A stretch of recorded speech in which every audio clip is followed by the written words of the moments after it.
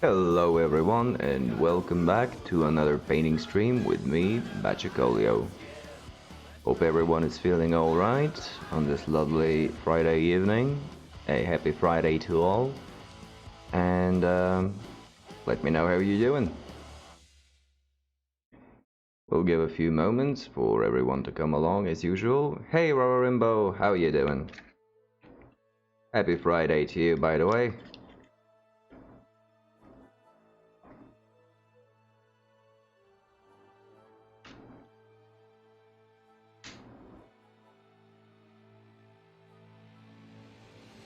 I do have to apologize for yesterday. Thank you. I was planning to have this stream actually occur on Thursday. However, I got back to work, had a meal, decided to stretch my back a little bit, and I accidentally fell asleep. And I just decided upon waking up that it's going to be one of those take a break days. So sorry for that. It was unintentional.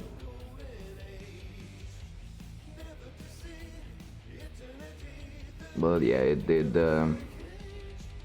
put me back a bit with the scheduling. Hopefully everything will be alright.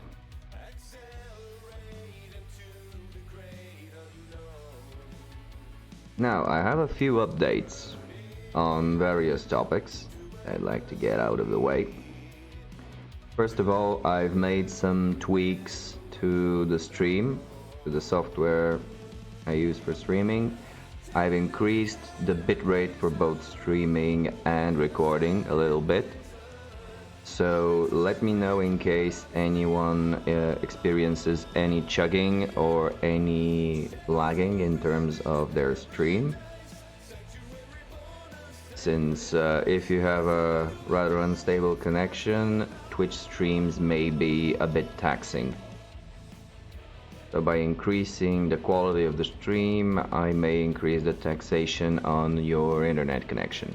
So let me know if there are any issues on that front. At any time during the stream. I've also changed... Alright, good to know. Still, if at any point it happens, let me know and I will check to see if it's on my side or if it's on yours. I've also changed the encoding for video. Hopefully this will...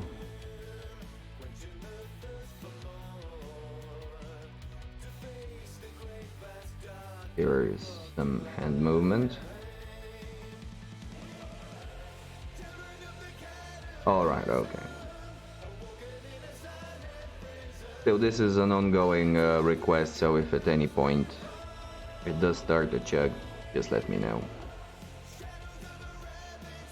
So yeah, hopefully I'll get a bit better videos on YouTube as well. What else then? So on the ongoing performance issue that I've had with the computer when playing the Surge and well, just overall performance hiccups. I did do some diagnostics and some tests here and there, and I found an issue. I don't know if it's the issue, but it's certainly one that raises some concerns, and that is my overall temperature of the CPU. For some reason, at 12%, 12% load on the CPU causes it to almost reach damaging temperatures. Not to mention running multiple softwares at a time, it goes up to 100 degrees, yeah, which is essentially frying the CPU constantly. I am honestly amazed and knock on wood that it hasn't given any defects yet.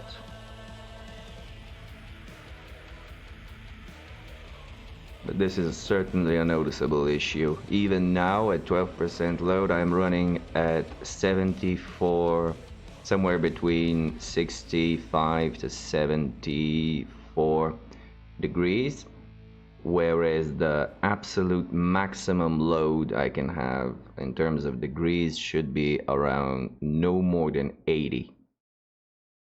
So I'm essentially running on the edge with 10 to 12% load on the CPU, which is ridiculous. It shouldn't happen.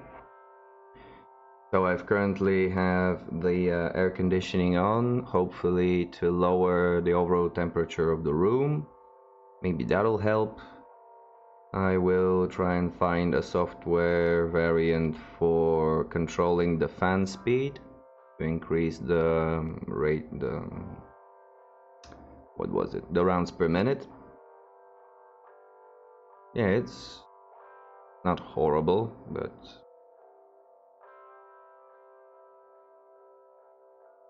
yeah, the main issue, what is the core of the issue is what worries me. Is it software based, so would I need to reinstall the operating system, or is it hardware based? If it's hardware based, we may have a problem.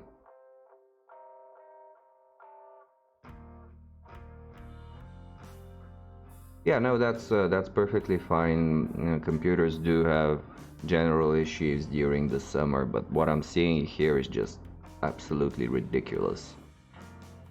So, room temperature for average operations should be around 25 degrees, 22 to 25. And I am in this range, maybe a bit over, but not too much. Yeah, this is something I'll have to take a look at. Hopefully it will be fixed by just turning up the fan speed, but I have some doubts this will help. Not to mention it will make it significantly more noisy. It shouldn't be the case. The case itself is pretty well ventilated, and I have made some tests with and without the case, but with and without the cover, the removable cover, and it doesn't give any changes. So I suppose the main issue that we can directly address is the fan speed. Otherwise, I don't know. Aside from that, it seems alright. Loads on both the graphics card are within the norm. So GPU is also having a bit of a temperature issue, but it's rather small. An insignificant overall increase.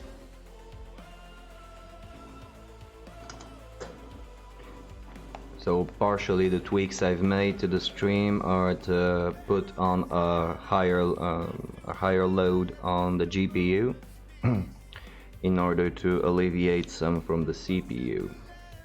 So hopefully that'll help as well. But yeah, that's all on the technical side of things. Some Blood Bowl news. I noticed that the off-season will include the the Cripple Ladder, and it is already in operations. So I will be getting some Blood Bowl streams with trying to spin in the Cripple Ladder, which will allow everyone to see some faster matches, since yeah, it's gonna be fun. It's very quick turns, so 1 or 2 minute turns.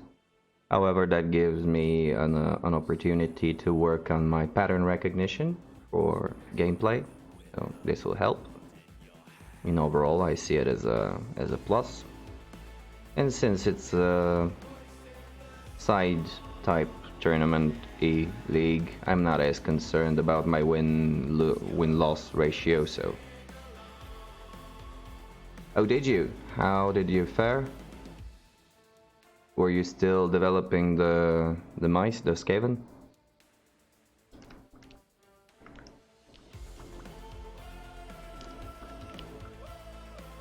Very nice. It's a very decent ratio. Oh, with the Dark Elves. Cool, cool.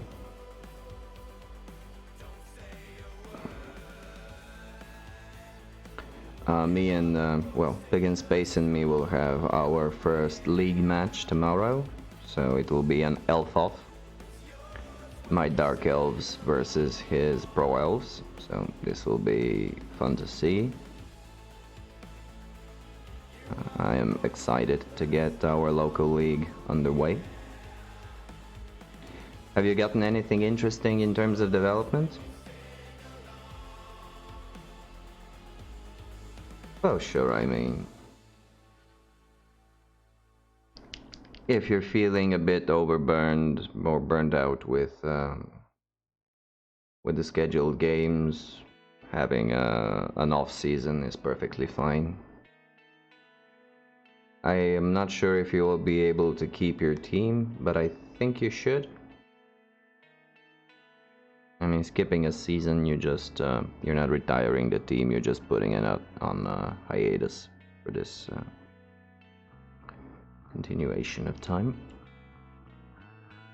I'll just start slowly with the actual painting.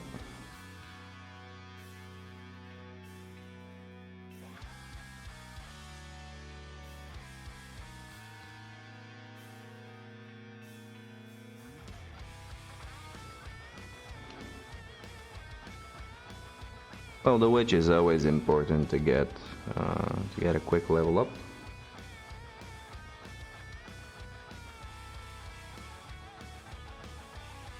And naturally, since I don't clean the gunk of my paint pots, I get some spillage on me, as usual.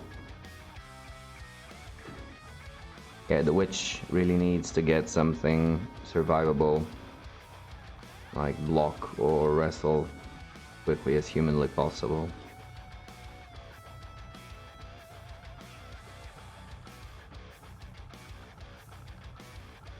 In my tabletop team, she is still a baby. She's on 0 SPP, and I will hope to get her up at least some way, but we'll see.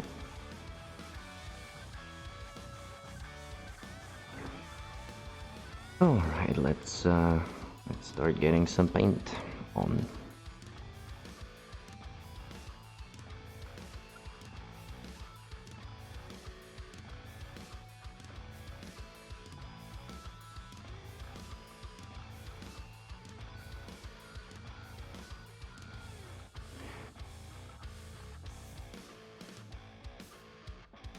Yeah, it should be. Okay, bon appetit in that case.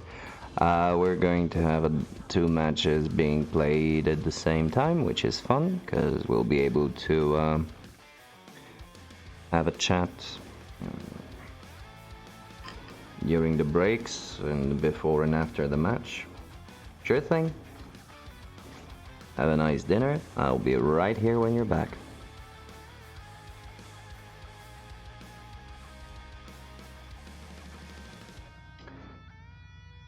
Yeah, having multiple games being played at the same time is nice, because it gives us the chance to meet up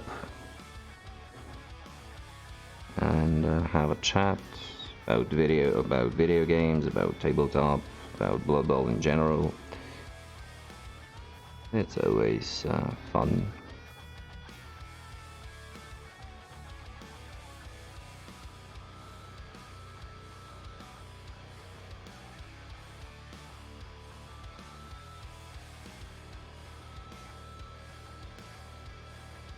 I've also been having some ideas on how to improve my paint station to make it more comfortable. Because while this is perfectly fine for the purposes of base coating, when I get to detailed stuff, this is going to put significant strain on my wrists and my back. So I really need to take a look into that at some point. Hopefully sooner rather than later. I am completely covered in blue paint, which is not good.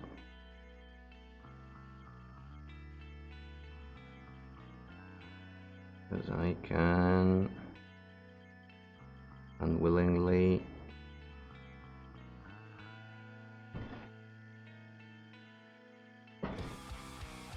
put some paint on the model where I don't want it to be with my fingers.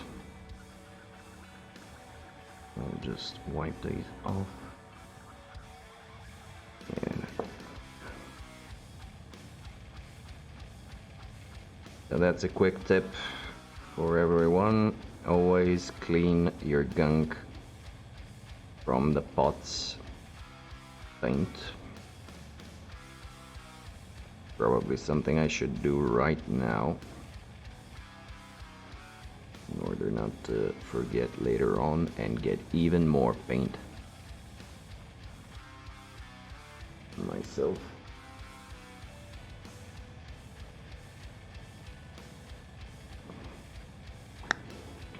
So yeah, if you take a look, all of this gunk here, first of all, it inhibits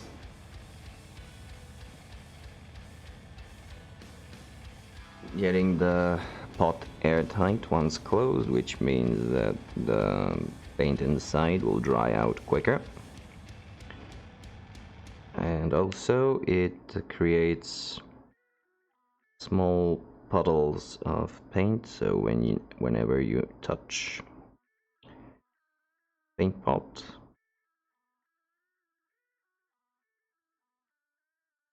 you will get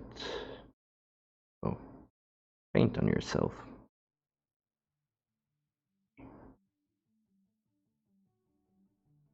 And while this process is a bit annoying, it's fairly important in general.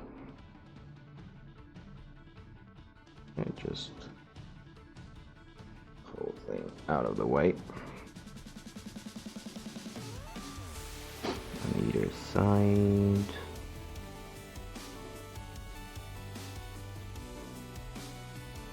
Because this way you will save yourself the need to buy paint all the time. It will increase the time that they are lasting.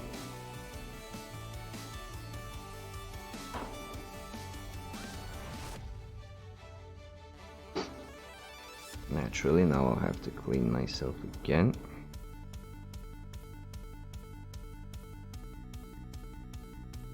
Following this little operation.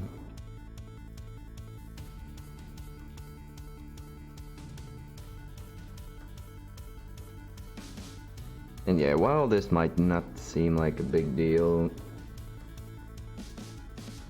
once you touch the miniature with your painted up thumb and you leave an imprint of a certain color on it, it really doesn't feel nice. You have to go back in, clean it up, paint over it, pray that you didn't leave any texture with the thumb print,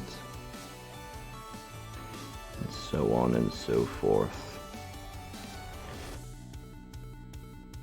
So now that we have this out of the way, we can continue painting.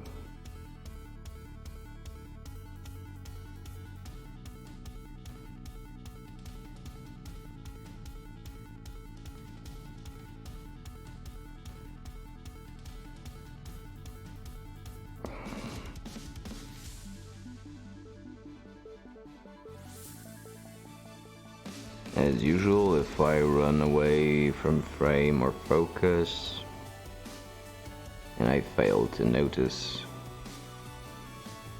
don't hesitate to remind me.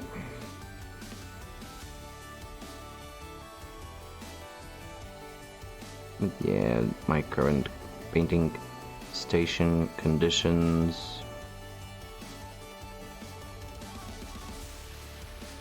will make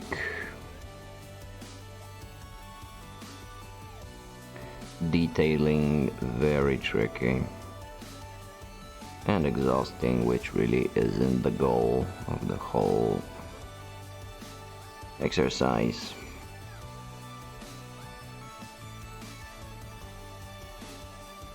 I'll just leave that thing dry and move on to the next pair of bracers.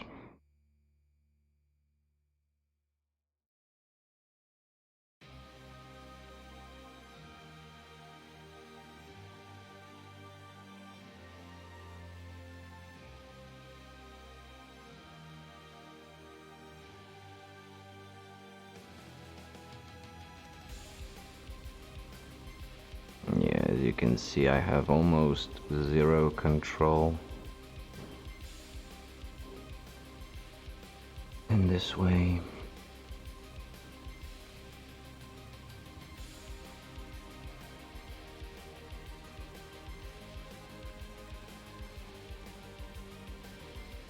This is getting to be a regular issue, and as such it requires to be addressed.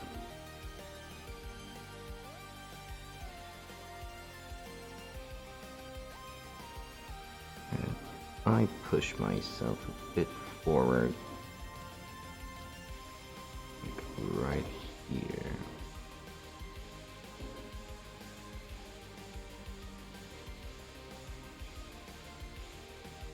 And we do it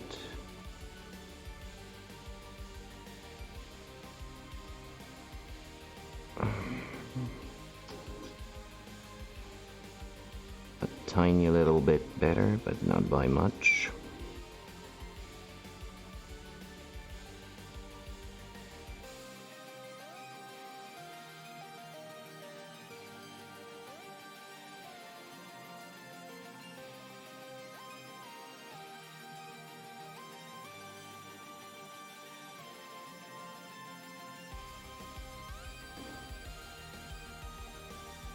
Because comfort is in fact important in this hobby. You spend multiple hours and you're usually focused, and by being focused and at the task, you sometimes forget to monitor your own body. As a result, you may gain some significant stiffness in the back,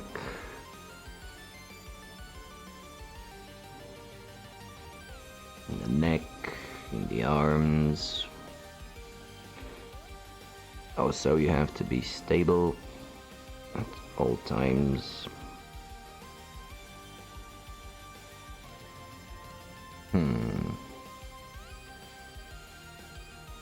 Is there anything I can do right now to improve myself? If I pull it back instead of forward, and I were to put something on my lap, maybe it'll help to rest my elbows on.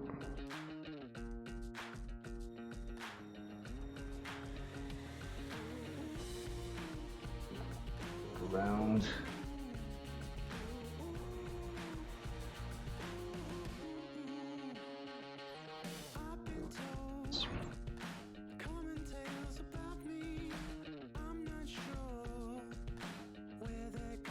Oh yeah, much better. Although I am running the risk of getting out of frame and out of focus, but hopefully it won't be the case.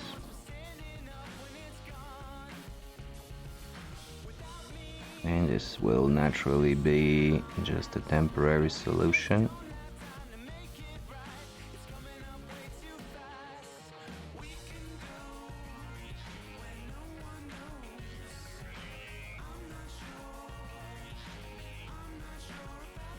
but it does at least allow me to get my palms in the classic clenched position where I can have maximum control over my actions.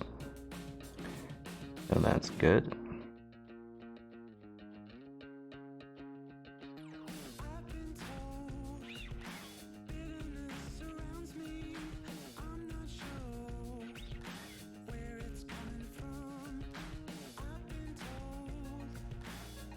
And I am fairly in frame, which is nice. Also, my back isn't as hunched forward.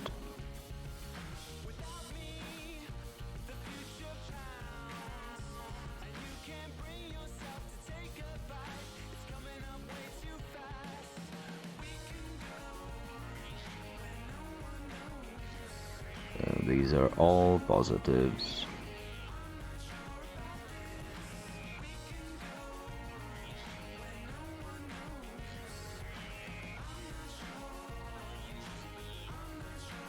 That being said, I may again have managed to over-caffeinate myself during the day, and naturally that will reflect in tremors in my hands.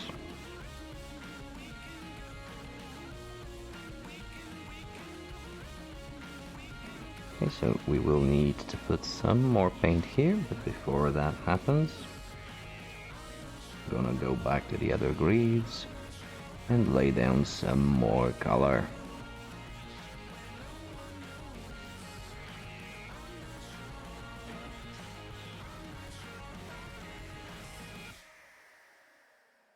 Sorry about the shaky cam, that was my nose pressing up against the camera from the back side.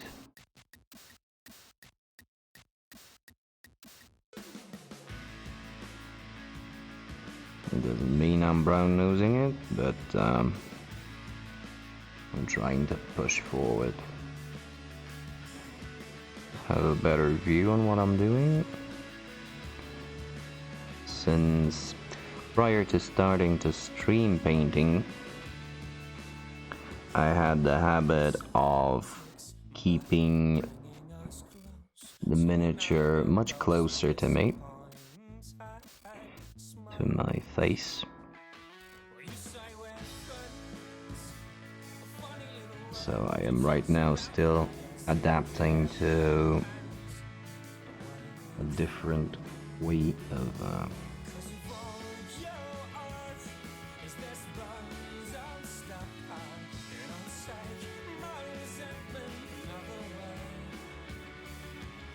approaching the miniature as a whole.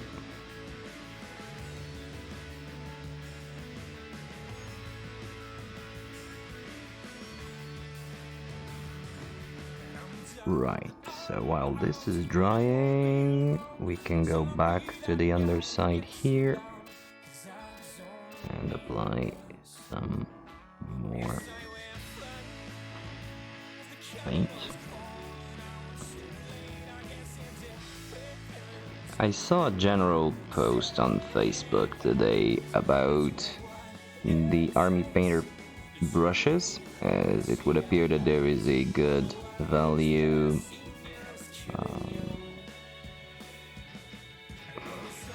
package of brushes,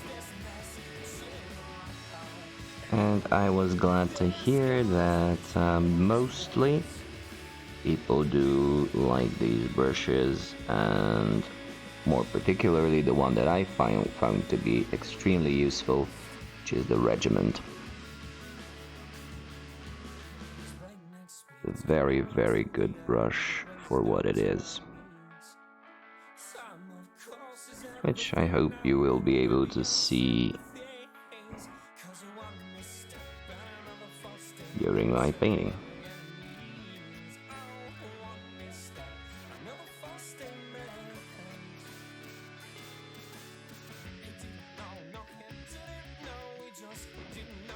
Now Now I will rinse the brush since I've been painting for a while without the bristles touching water, and I want to avoid any of the paint drying on the tip and in between the bristles, as this will make the tip fray. Not only that, but it will make it harder to clean up afterwards. I would need to get into the habit of cleaning my brush with all of my brushes with brush soap more regularly than I am right now, because, well, I'm not. I usually just wash them in between projects, which is fairly insufficient.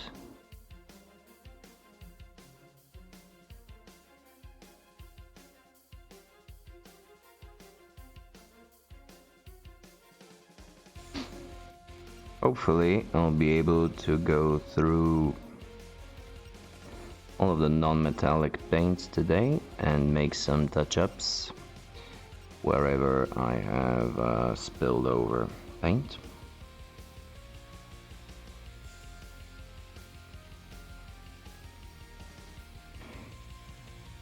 So we can make a good transition towards the metallic pieces.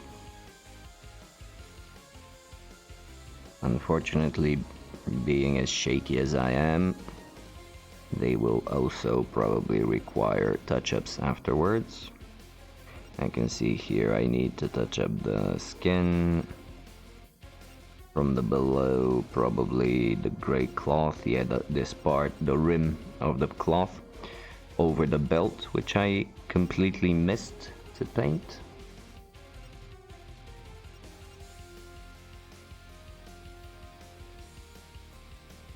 There's no rush to go to it. The important part is to get it smooth and clean before starting to apply washes and highlights, as that will improve the overall quality of the miniature.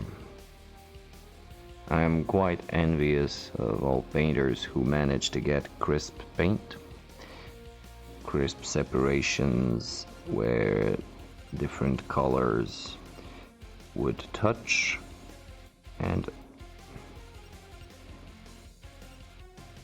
I'm trying to be that guy, but I still have a pretty long way to go. And not being in a comfortable position doesn't help me at all in this quest.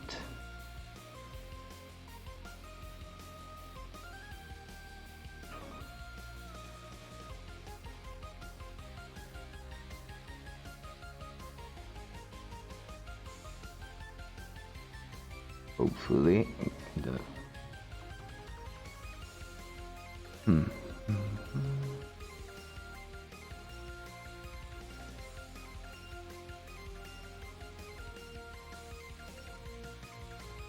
I'm just taking a look every now and again at the resource monitors I have open. I found a lovely little gadget to monitor my graphics card. Although it really isn't an issue with the graphics card at this point, it was the fact that the gadget also displays CPU details. At least some details, so it has the RPM, the fan speed in RPM and in percentage for the GPU, but not for the CPU. I'm not really sure if I can push the fan speed any more than it currently is. Although I do suppose I went through the BIOS too, but it's a pretty new BIOS type. I am not used to using these new fancy BIOSes. I think I can switch to classic view, and I should. But I was doing this just as a quick go through right before turning on the stream. I didn't have much time to play around in the BIOS. So I suppose it's set to a quiet mode. I just need to punch it up a bit. That should help. All the cores appeared to distribute the load in a good way. There was one core that didn't quite measure up. But if it's just one virtual core that's giving up issues, I can totally live with that. So one more coil of blue on the ponytail ring, and we'll go on to the other guy.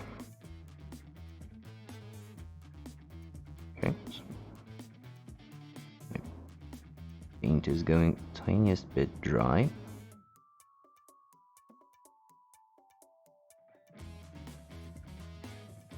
So let's refresh it.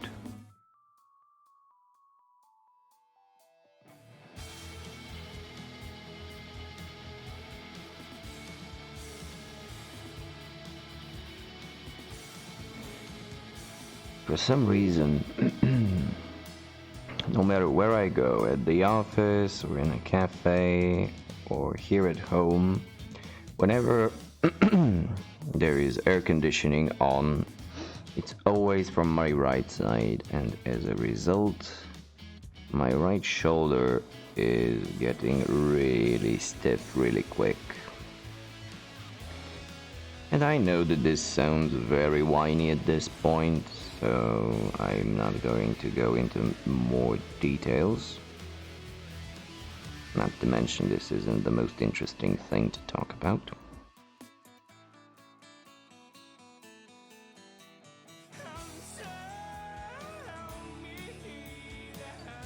And also, please don't take all of this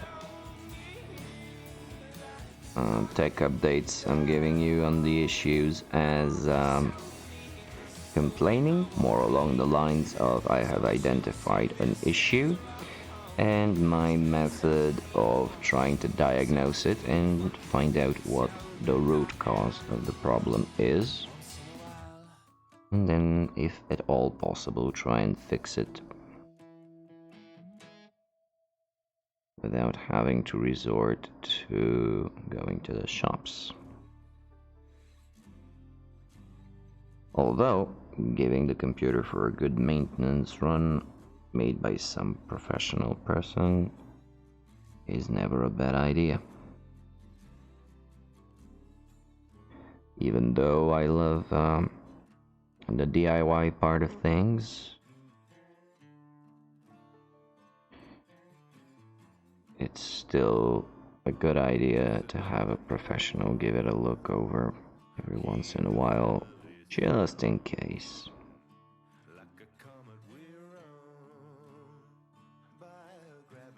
Because as much as I have played around with computers and systems and setups, having someone who actually understands this stuff, as in having a degree in it and much more experience in it, is always a good thing. Not to mention, more often than not, it's just a matter of rewiring a few things, making a couple of settings here and there.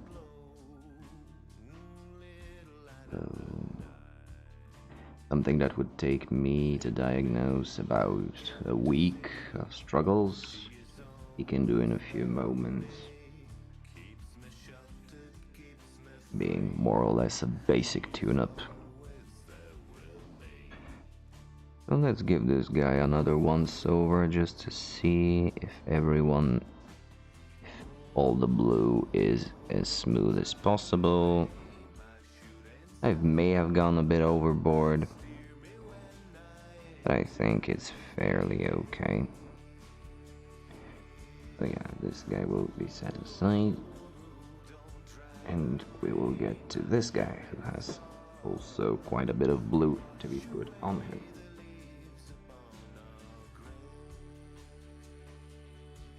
But I will take a moment. Because it's Friday and we're going to have a chill little stream.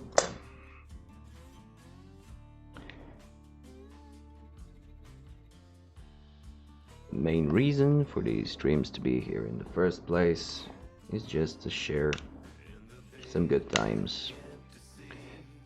Relax, zen out of the everyday worries and woes and focus on challenges of a different nature.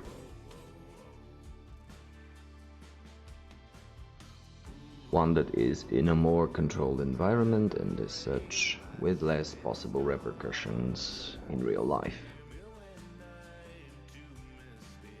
Because let's face it, whether or not these minis are perfectly painted or not really doesn't impact anything.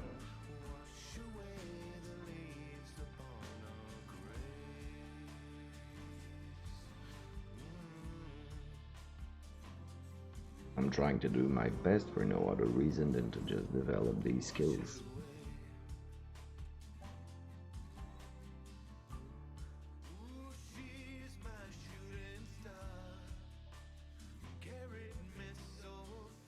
But yeah, if anything with the technology. Thankfully nowadays we have all these monitoring tools that can identify the issue for us much quicker. And inside, well, being in the operating system, temperatures and things like that were usually monitored only by the motherboard and as such accessible only through BIOS. Before that, they weren't even monitored, so there was a time when there were no thermometer sensors on the motherboards, and as such the fan speed was constant. Granted, that was a long time ago, but still. Which led to increased power consumption and louder machines.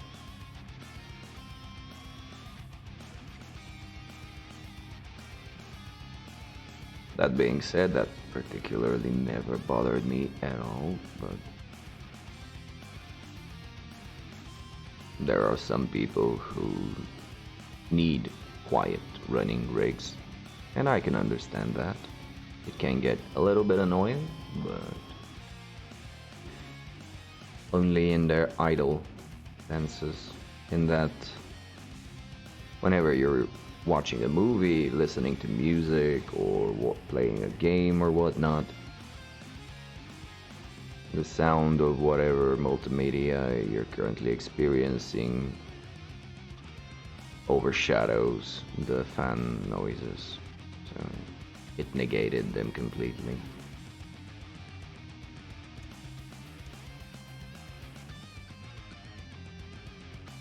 It is also a possible inconvenience during streaming. However, OBS has a sufficient amount of filters and noise gates and noise suppressors and other gizmos that will help you cancel out these noises.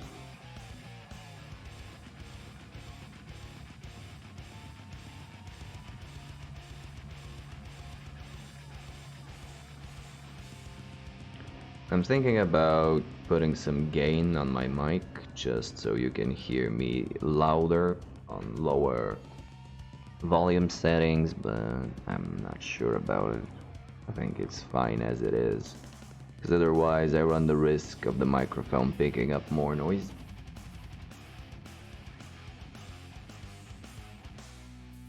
And that would mean recalibrating all of the filters I have added to it.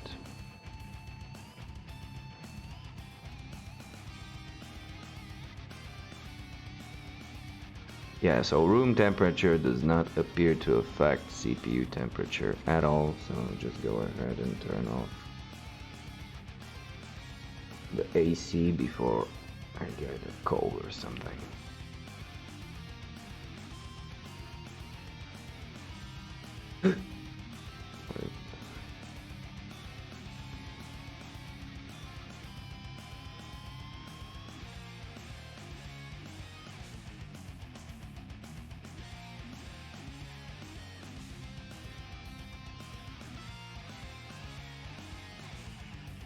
I don't think I'll be able to get much work done today though. I can usually measure up the amount of work I can do at any given sitting by the way it starts, and I think I'm a bit too distracted and laid back to focus on making progress. So we'll probably just get the blue done and maybe the other color. And maybe start on the touch-ups, but I'm not sure. I mean, we'll see how far it goes.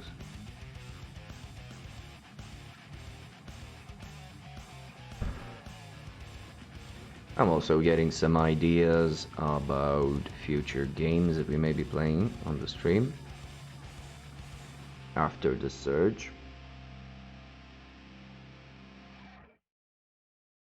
And in case that my CPU doesn't melt in a puddle at my feet. And the way I'm gonna make the decision is actually I will let you decide. I will pick out a few games that I would like to play, some of which I have already played, some of which I would like to play that are currently in my Steam library. And I will put up a poll on Facebook. So you can all democratically choose what will be the game to play after the surge. The list will be rather diverse in games, in genres, in time periods in which they were released. So there shouldn't be anyone not having anything to his taste.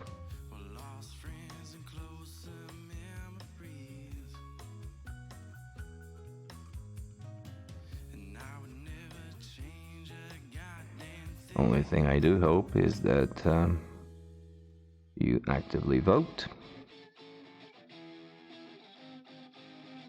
and that there is some sort of consensus achieved at the end of the day. I won't be releasing the poll just yet because there is quite a bit more of the surge to go through. But when we reach the penultimate stream, I will put it on and it will run for a decent while, let's say a couple of weeks or so. And based on the results, I will choose the game. Well, you will choose the game. I'll just install it and prepare it for streaming. Yeah, this will be a good opportunity for me to replay titles that I've enjoyed in the past and also dive into new things that have been sitting in my library for a long time, waiting to get some love and attention.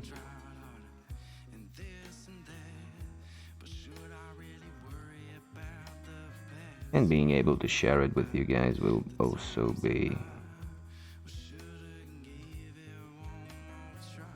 very nice.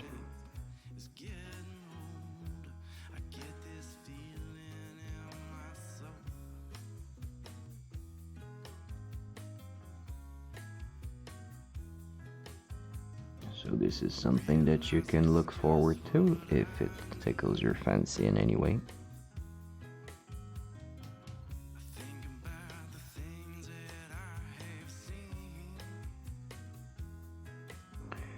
Also, another thing that I will be looking into is making the painting and building streams more interesting, which I will mostly do by focusing on a single miniature rather than, like in this case, a pseudo batch painting style.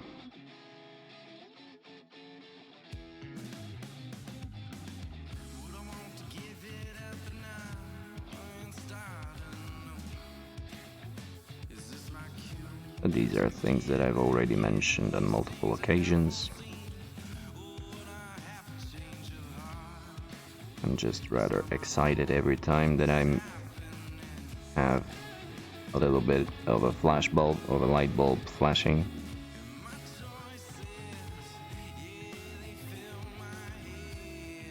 In any way to improve. Hope you had a good meal. And welcome back.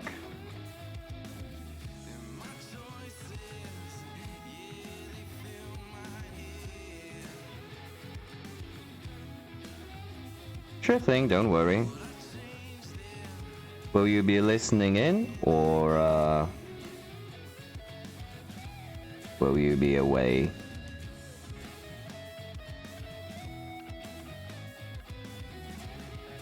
But don't under any circumstances feel in any way obligated to stay or answer me. Alright, okay. I appreciate every single time you're able to come on, so I truly don't want you to feel obligated.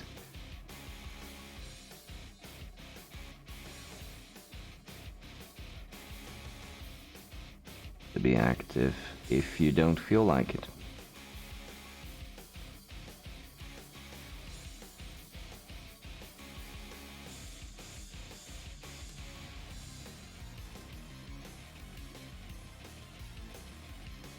And here we once again reach the inverted bevels, which are pretty hard to get to, no matter the brush. And unfortunately, I have to dirty up some other places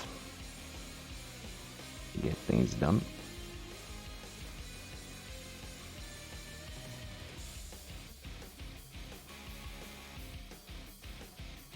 I have to say, putting the pillow beneath my elbows really made the difference.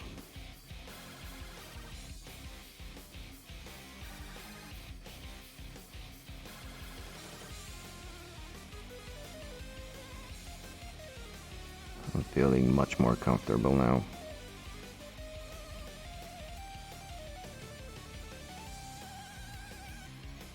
Might look a bit weird, but it's comfy.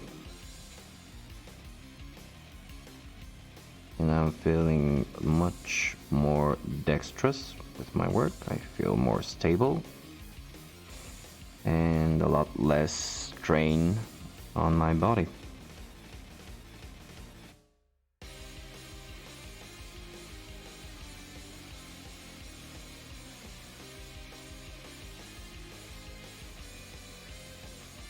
I heard someone say that in order to maintain good blood circulation well, it applies to this case, but I think it also is meant in general, is to keep your elbows not higher than your heart level. So in the perfect case, it wouldn't go over this level here, your elbows, because then the blood circulation to your fingertips will lower, and you will lose some dexterity, even though you won't feel any coldness or shimmers or anything along those lines. It's just going for optimal stances.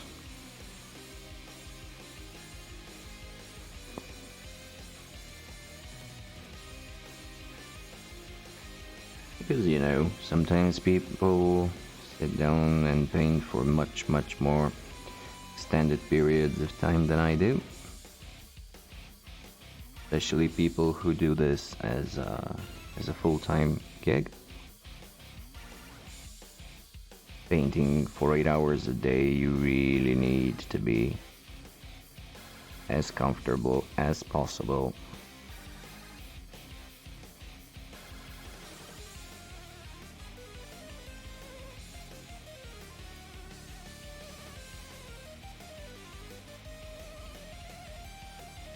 I've only painted for 8 hours once. 8 hours straight, that is. And it was a very bad experience, tell you what. Because I'm not in the habit of doing so. And I had a deadline, and I was stressed. And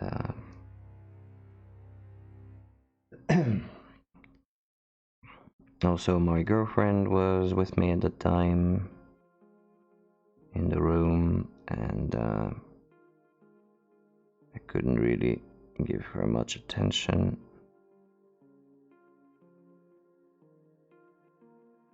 And this is one of the reasons why I am trying to get these guys done quickly as possible, give them as much time as I possibly can during my daily, so that I don't have to experience that stress again. Because it's really not fun, it takes away from the pleasure of painting and the serenity of it. I do find painting to be extremely relaxing, extremely serene, meditative state.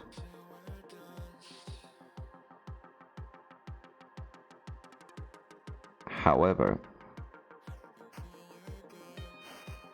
at least with me, it doesn't help if I am already stressed. So, if I am normally stressed, if that makes any sense, like just a regular day with ups and downs and whatnot, no actual surprises, and then sitting down and painting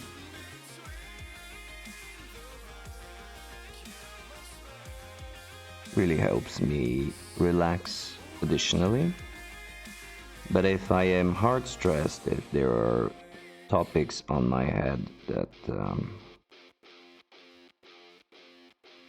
way heavier than usual, painting does not help me get out of these, unfortunately. So it does help, but only to an extent.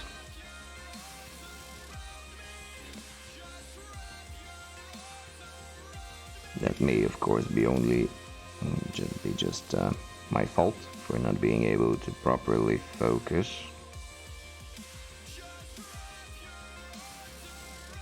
So all it is really an exercise of the mind. Well, talking about regular day-to-day experiences, I'm not talking about anything of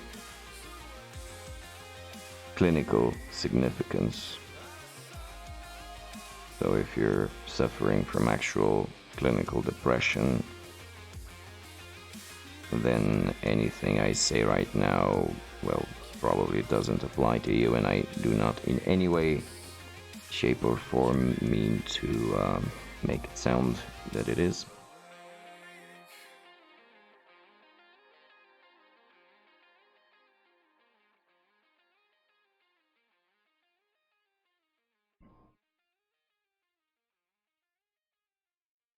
I do believe that any type of hobby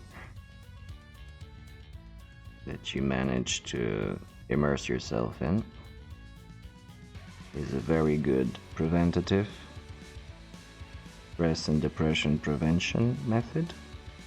And it may be therapeutic to help, probably not completely heal, but help nonetheless.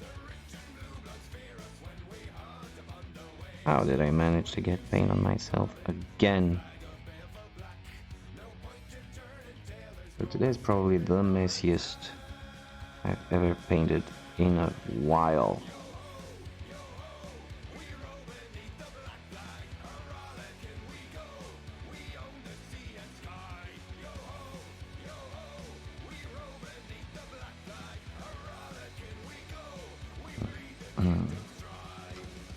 Thankfully these are just water-based acrylics, so wiping them off is really easy.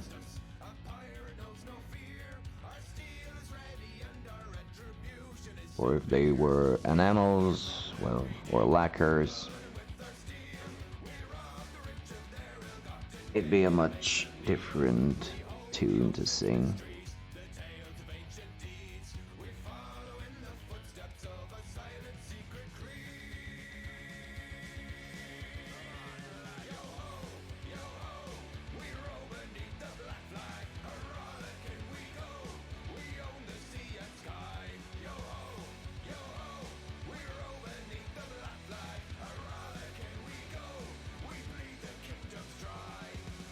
So I'll go over to this leg, although here we need to put another layer or two.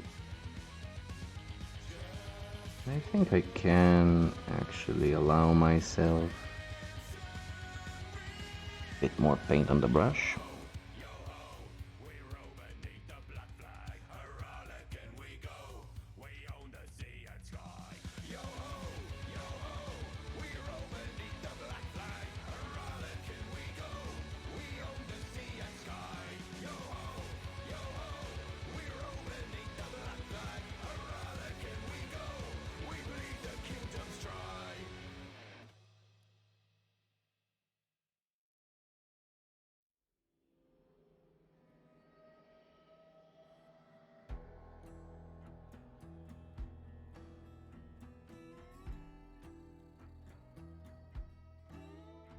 Okay, well, I shouldn't play more with this layer of paint because it's very wet and I run the risk of dislodging the layer before it sets in. If you were watching carefully, you could have noticed that this has already happened today a couple of times, which at this stage is not a problem, but if I were to do it in a more detailing stage further down the line, it could have been quite more nasty. Still, I probably won't paint to a detail level that this would be catastrophic for, but still. Trying to avoid basic mistakes. Any stage of the painting just helps build good habits, and these good habits will then translate into a better and faster skill development. What I believe anyway. As you can see, I am far from a skill level that yeah, sorry Rorimbo, I missed that comment. Yeah, these are for the World Cup.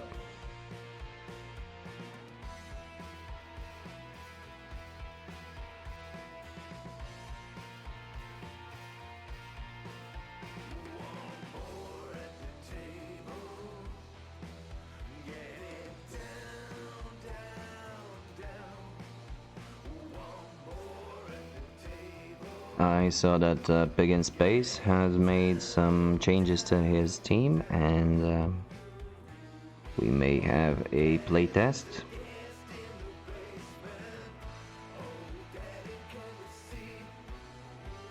See if he feels comfortable with his new build. Which, if at all possible, I will also ensure to stream and record, if anyone wants to see that.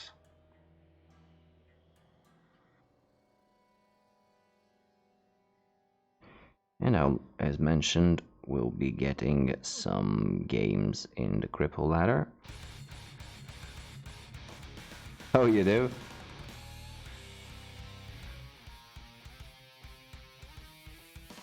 For the double... Oh, right, okay.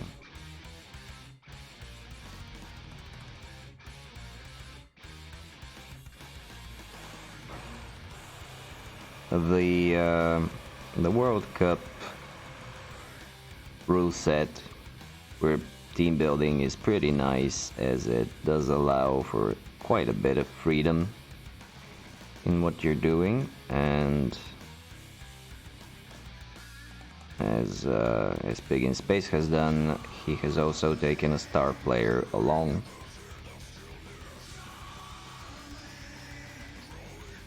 Oh, hope everything was alright, but yeah.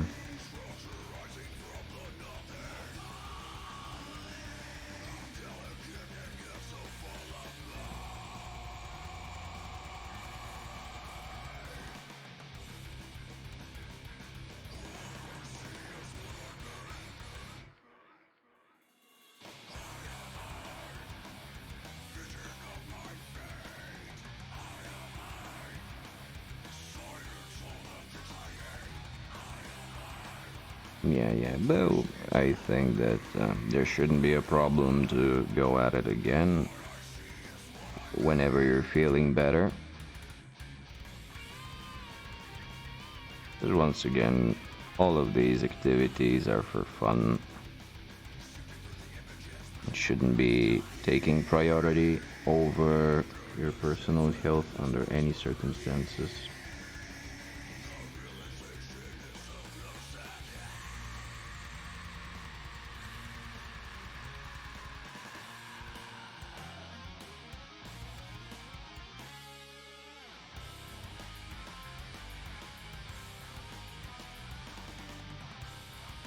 Am I still in frame? Wow, I am.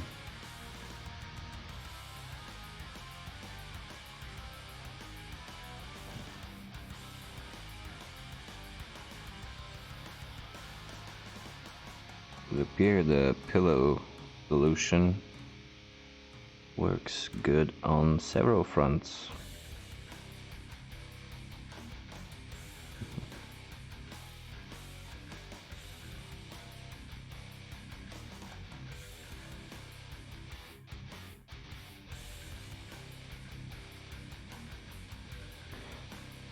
Oof,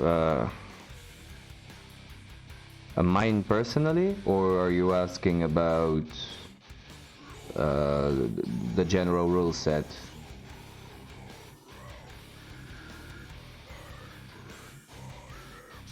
Mine will include, so it will be a Norse team, and it will include 2 Ulfs, 2 Blitzers, 1 runner, and 1 thrower, and I think I will have 1 lineman in reserve. Can't remember. I think I had money for an Apo. I will have an Apo, and 3 rerolls, 2 or 3 rerolls. I think 3 rerolls. Also, skills are given out on a budget.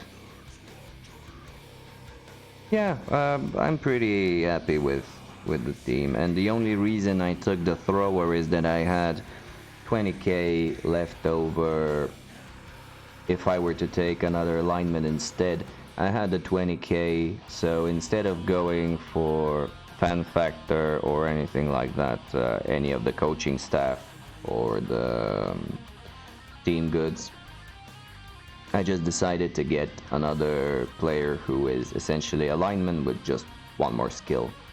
And also it'll help me figure out which one to place at the back end for picking up the ball, as it doesn't really matter, but having the one with the pass skill would help. That being said, the skill allocation is a completely different topic, since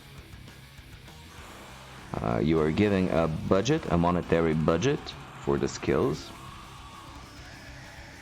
And since this will be a 3-day tournament, yeah, I mean, once again, I prefer to have a skill on the field, on the pitch, rather than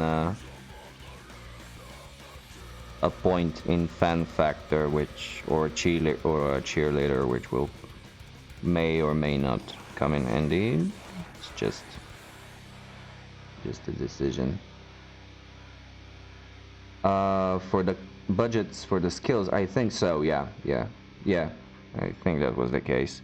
And while I have figured out my day 1 skills, which are block on one of the elves, wrestle on the other, and mighty blow on one of the blitzers, I have no idea how to build up on that for the other days. I don't think I need to make the decision, so I can actually look at the competition on the following days and make my choices based on that.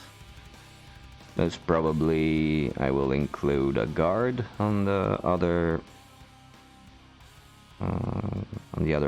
blitzer, and probably some tackle in case I run into elves or stunties.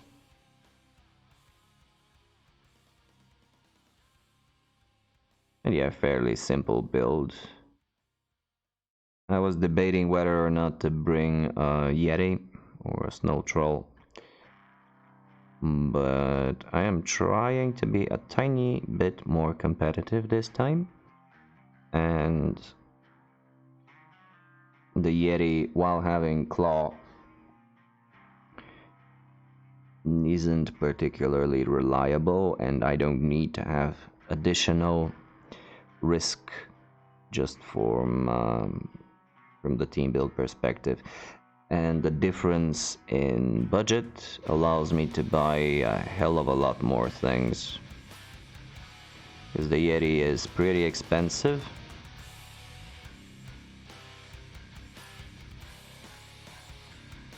So I can get an apothecary, an additional reroll, and an additional lineman.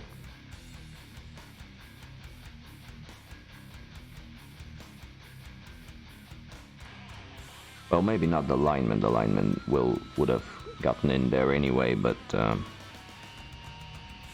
cost of the Yeti basically equals out a reroll and an apothecary at least, and some spare cash, some change, which probably allows the upgrade from a lineman to a thrower.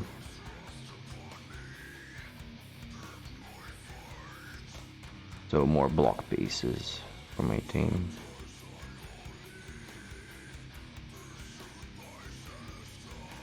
This will be my first time playing Norse on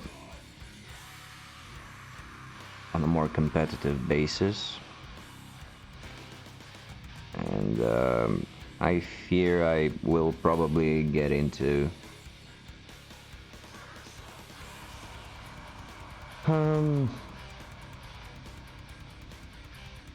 I could, yeah, that's a good idea.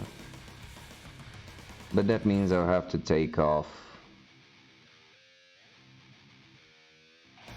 No, it doesn't work like that. So you have one budget for the team build and one budget for the skills. They are separate. So if I were to put dodge on, I mean, it wouldn't really impact anything. The one thing that it will impact is that I will need to take off. Yeah, but it's not cumulative. Again, if I drop the thrower, I just need to choose an inducement in the form of fan factor assistant coaches or cheerleaders, and, well, it means very little. Yeah, it's an option to drop the mighty blow from the...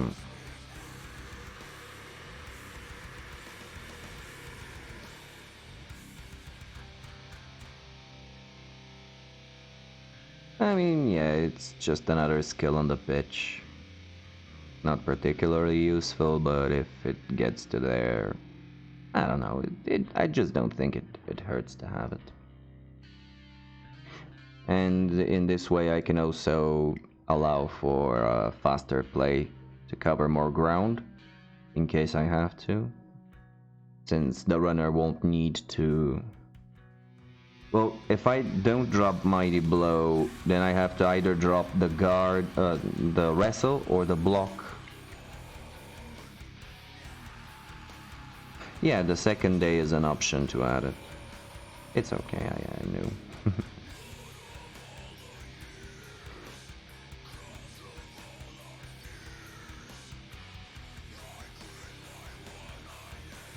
Oh yeah, dodge on the runner is an option. Tackle on the Mighty Blow Blitzer is an option. Berserker. Sorry. What else? Pile on the Berserker is also an option. Guard on the other Berserker is also an option. I mean, there are choices, but I will see what I'm running up against on the second day before making up my mind. I have some ideas in general. Yeah, and it uses the old rules, so I won't need to sacrifice a team reroll.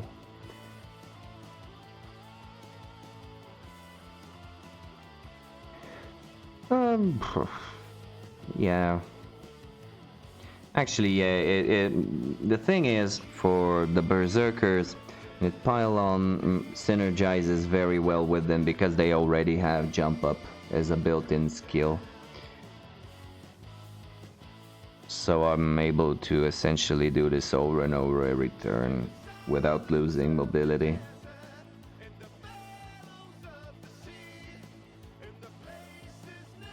And there was a thread that was discussing the chances that full reroll grants over the +1 of the Mighty Blow, but I don't remember what it went like, so I have to remain neutral on that. But it's an option, yeah, sure.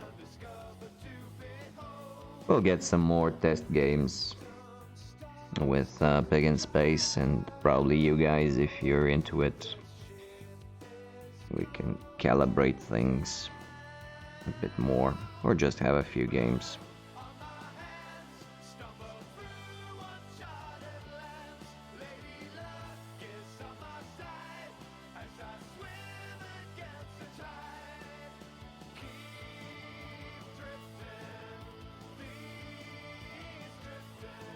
Yeah, exactly, that's what I meant.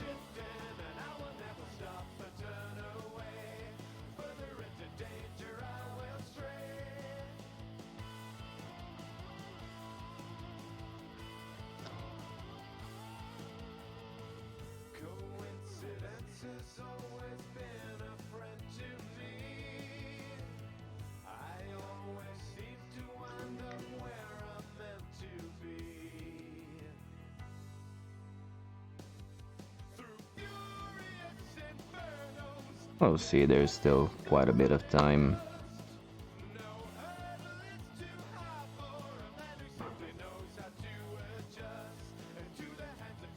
There's no rush. I think we need to submit the lists in August.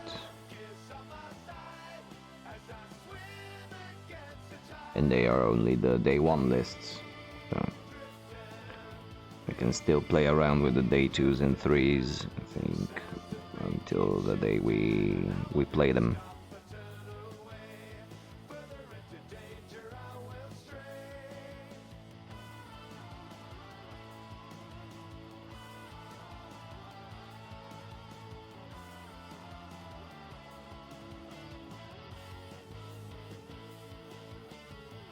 And I'm fairly okay with my day 1 list, so I'm ready to submit it.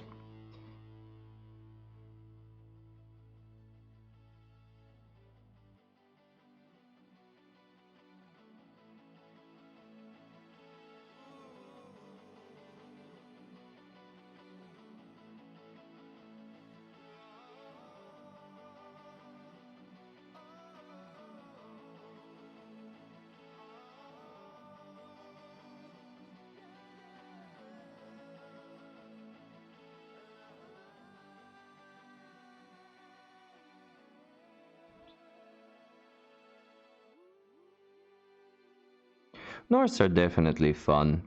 They're a fun team. The amount of block and frenzy gives you a false sense of security, almost to the point where you forget that frenzy trapping is a thing. Also that armor 7 is also a thing.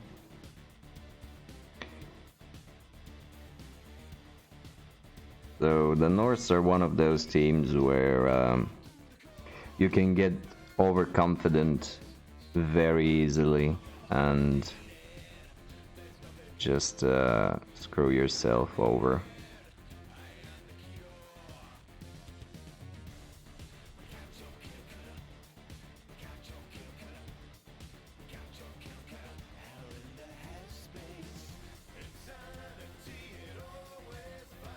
So it does take.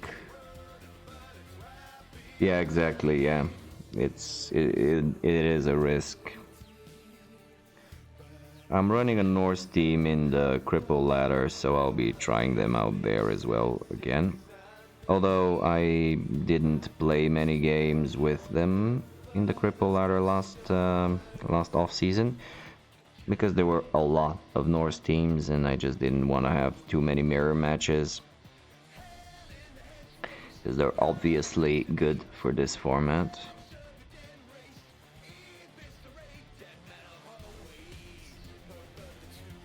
So I mostly played the Dark Elves in Cripple Ladder. And I think I'll probably stick to them this time around as well.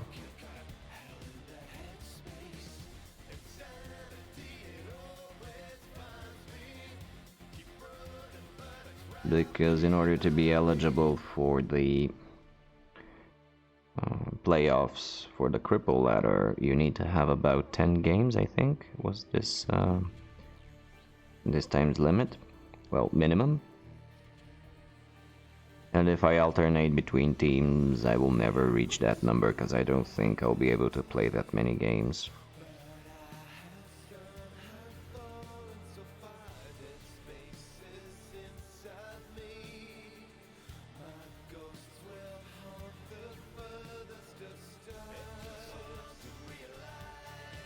So I think we're about ready with the boots.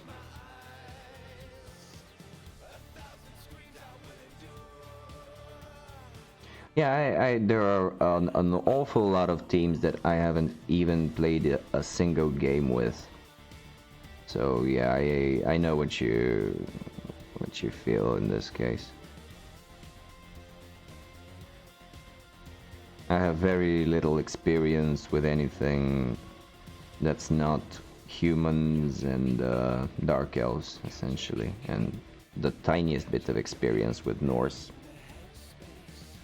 I haven't played any other teams.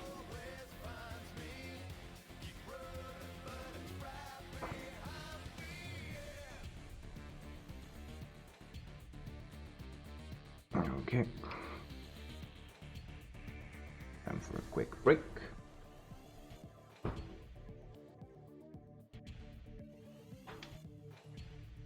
Yeah, the Dark Elves.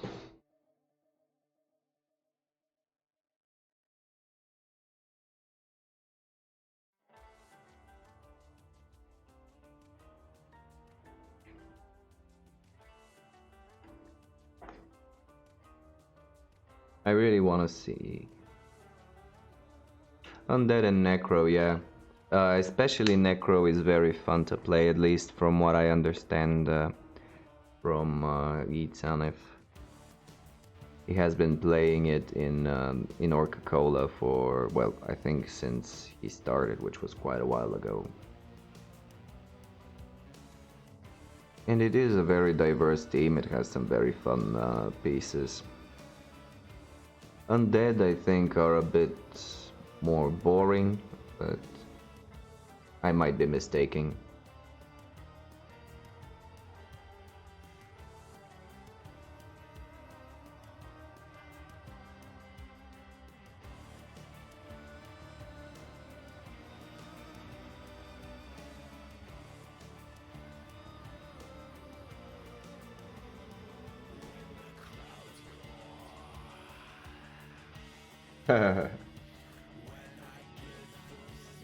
Camry, yeah, Camry are a challenging team to play.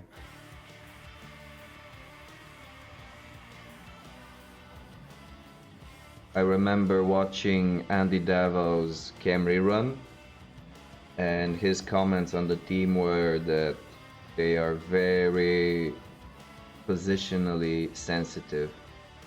You need to be very careful and very precise with your positioning, otherwise their low movement will make it very troublesome for the advance or defense or anything. So you need to be really, really careful and count every single square of movement.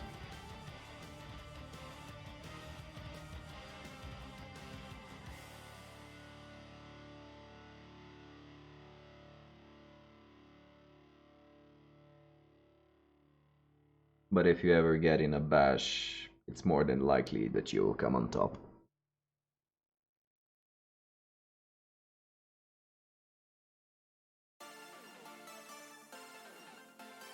Alright.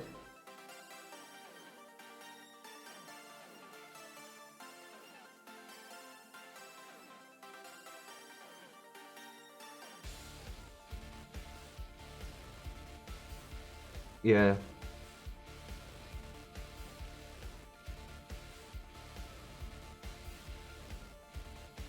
Yeah, if you want a challenging play with the undeads, I think the Camry is the closest, well, the most challenging of the three for a playstyle. So if that's what you're going for, definitely.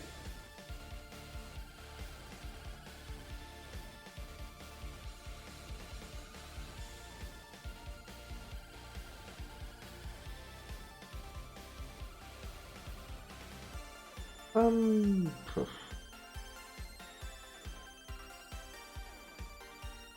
I don't think it's much more interesting than the normal undead team. Which models will you use for them?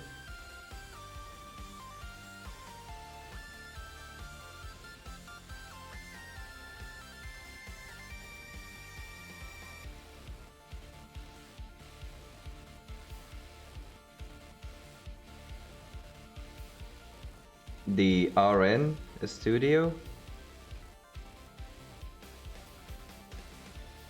How were they called? No, okay.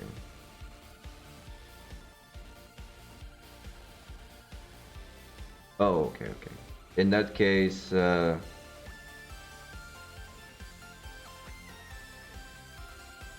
FF minis?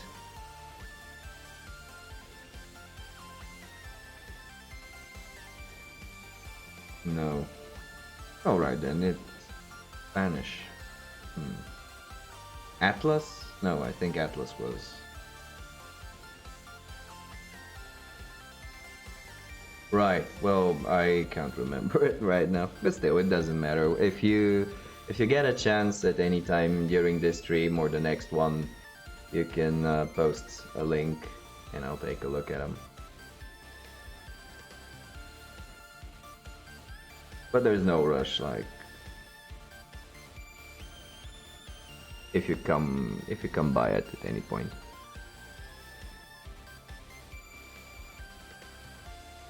Vortis, I haven't heard of that company at all.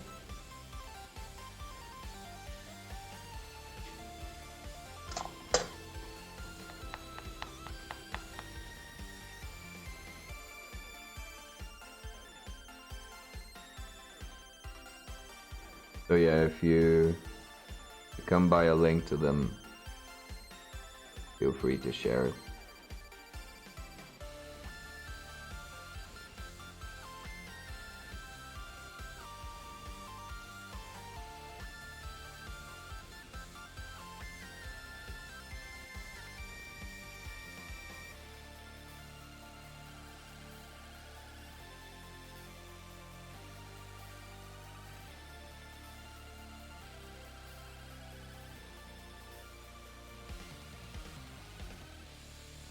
For a wet palette, my paint is drying awfully fast today.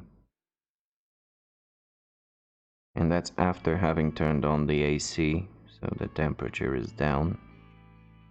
Shouldn't make sense to dry off so quickly, but yet it does.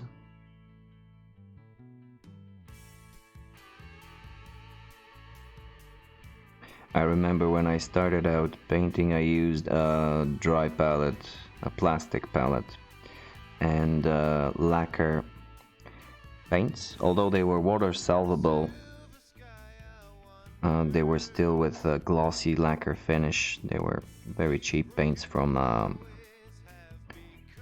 arts and crafts store, and they dried out in minutes.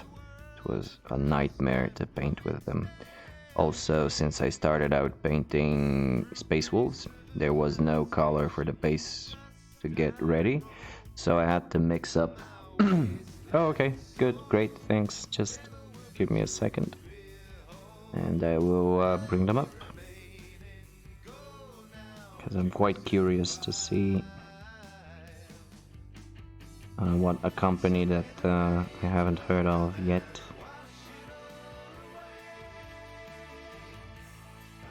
has to offer.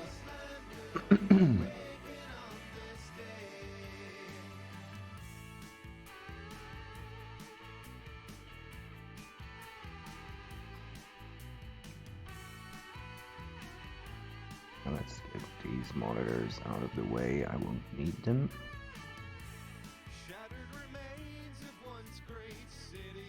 Graveyard team.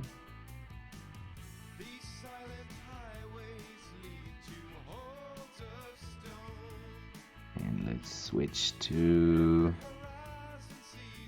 Okay. Oh yeah, these look fine. What's great about them is that you can tell the positionals straight away. There are some undead teams that, especially for the whites and the zombies, there isn't enough of a visual difference to separate them from, and this looks great. Also, the brass knuckles on the mummies are an awesome little touch.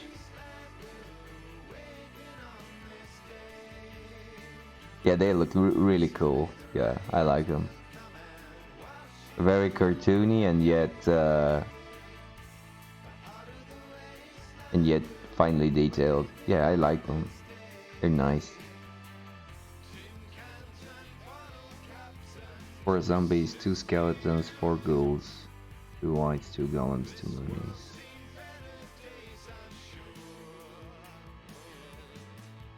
Yeah, for to fill out a possible 4 Tomb Guardians.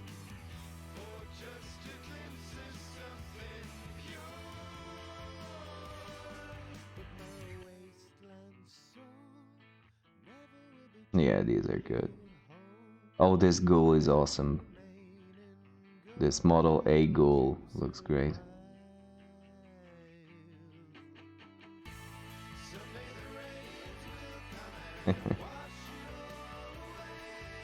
Yeah, these are pretty fine models. Yeah, I'll keep. I'll look at what they have later on. I may pick out something for me as well. Yeah, I guess that.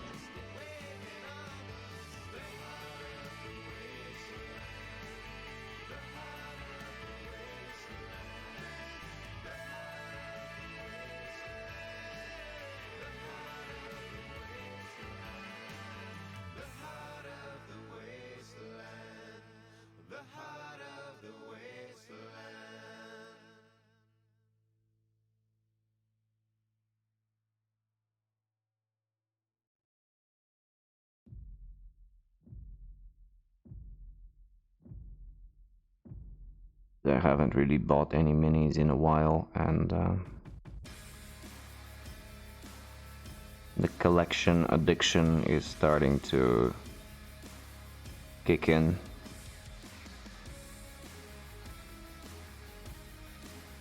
Although I do currently have so many to paint.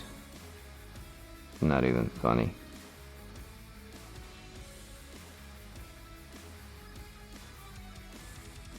And now with the Necromunda, that it doesn't help. But it will be a bit of a diversity in the style of miniatures to paint.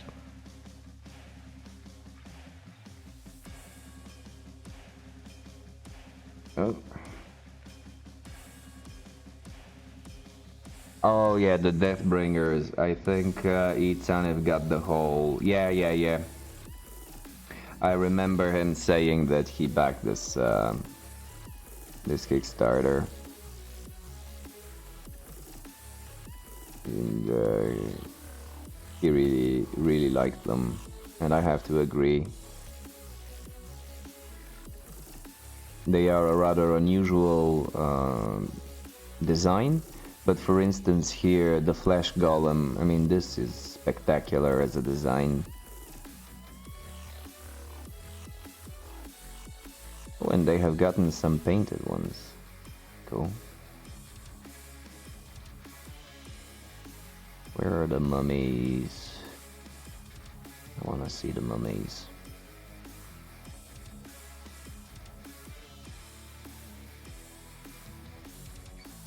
Which ones did you say you were getting from these extra mummies and zombies? Yeah, the zombies do look great.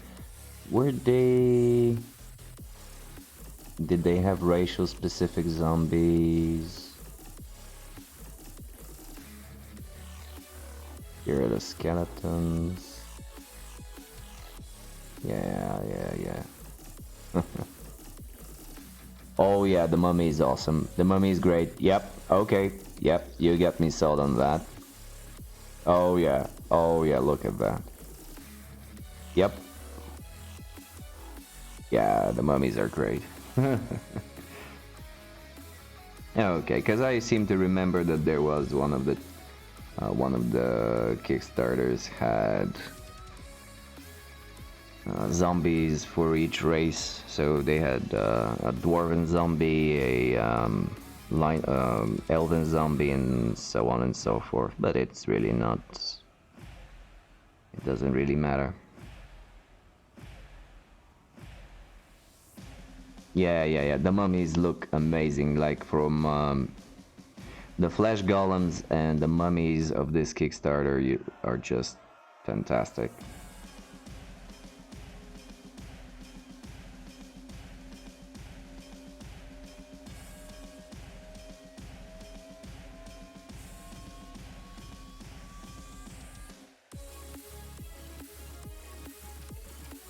It'll be really fun to see them on the pitch all painted up.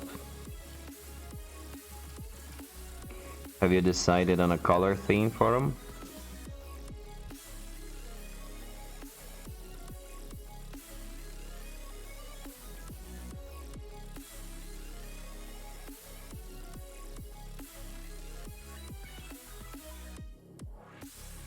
pink should be included. Alright. Sounds interesting.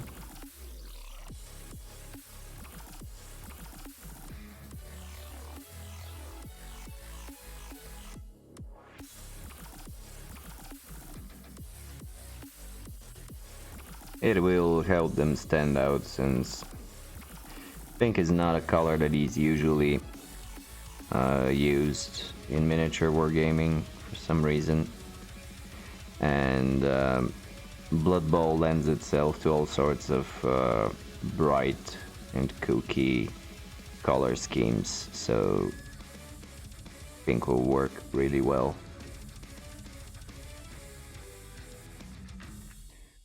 Light green or blue as a secondary. Yeah.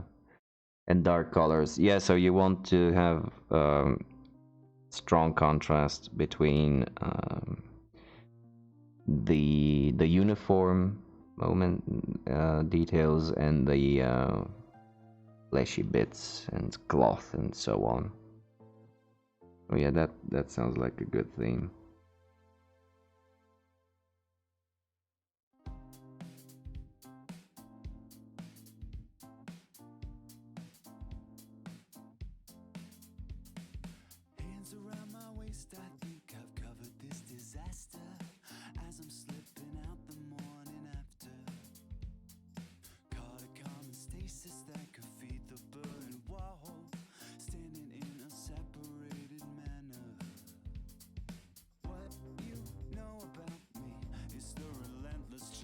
And I know I'll be repeating myself, but the idea I had with the pillow is working out really, really great for me. I know this probably doesn't mean too much to anyone watching, but I feel a lot more comfortable.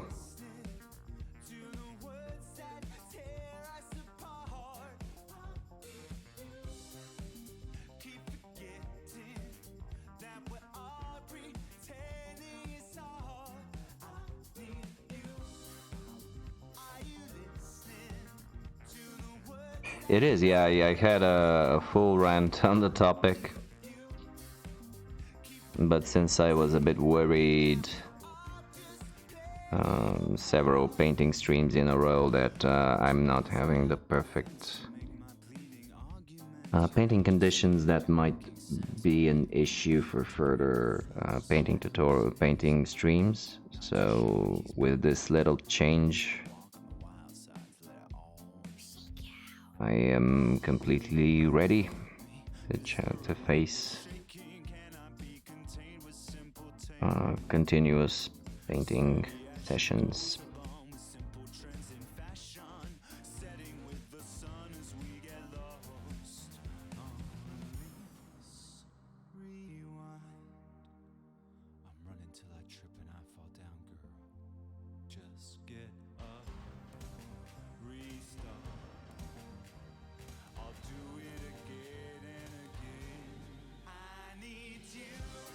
Not to mention that the pillow brings a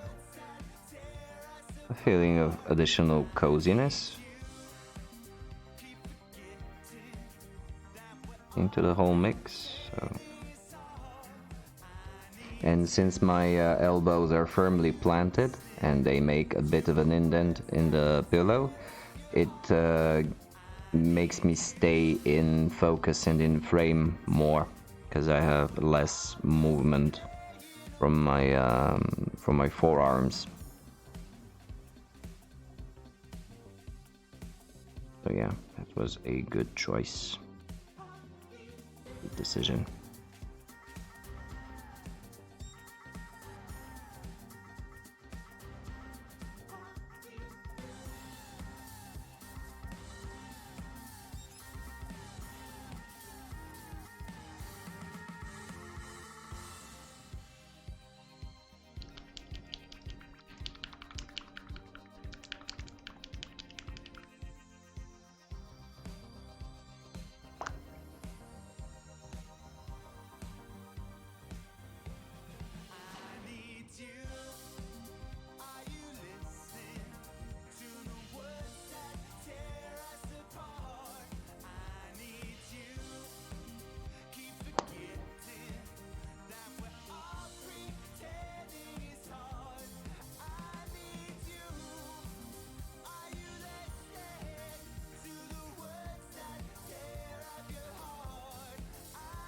Alright, let's have a second run over the belt.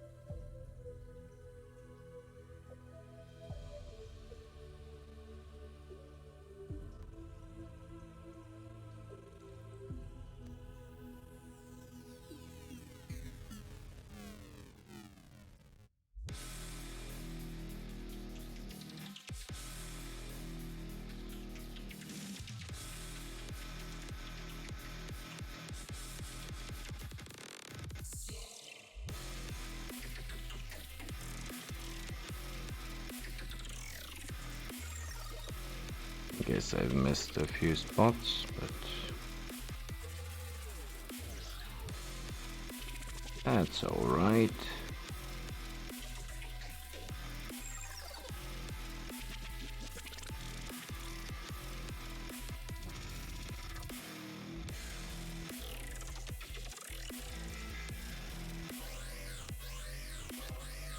The name will be the Notori Ice Crew.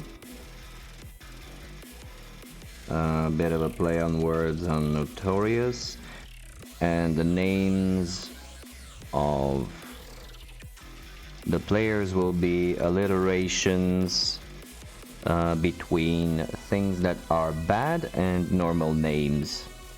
So, for example, Vile Victor or Bad Brian or stuff like that.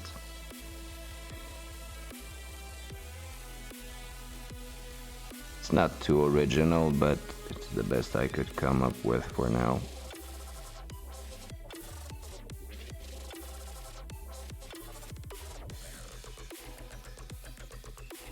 Yeah, it's not the most strikingly original or funny name, but they can't all be masterpieces now, can they? I actually started writing down all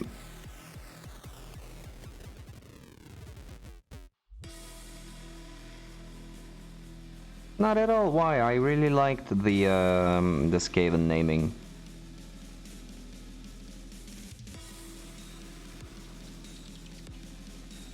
That you had for the tournament.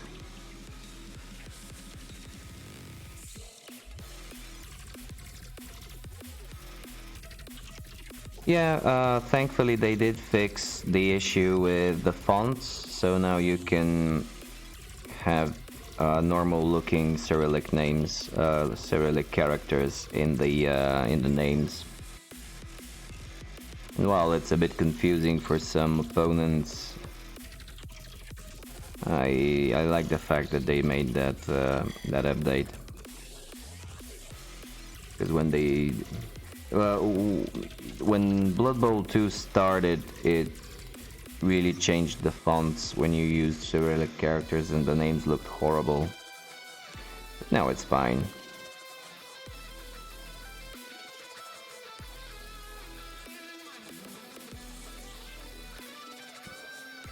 Yeah, they do.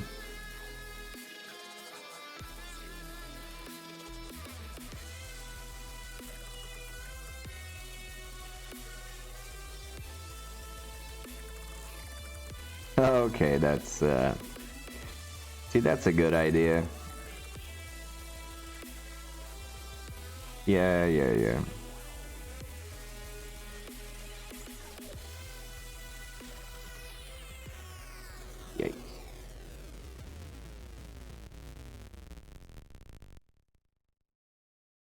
So I've started to write the names of my teams and players in an Excel file I keep on my computer. So whenever I have a gust of inspiration, I just update that list. So whenever the time comes to actually build and paint a new team, I have something to pick from. And it also makes it easier for when someone dies and needs to be replaced, because I have a whole backup list.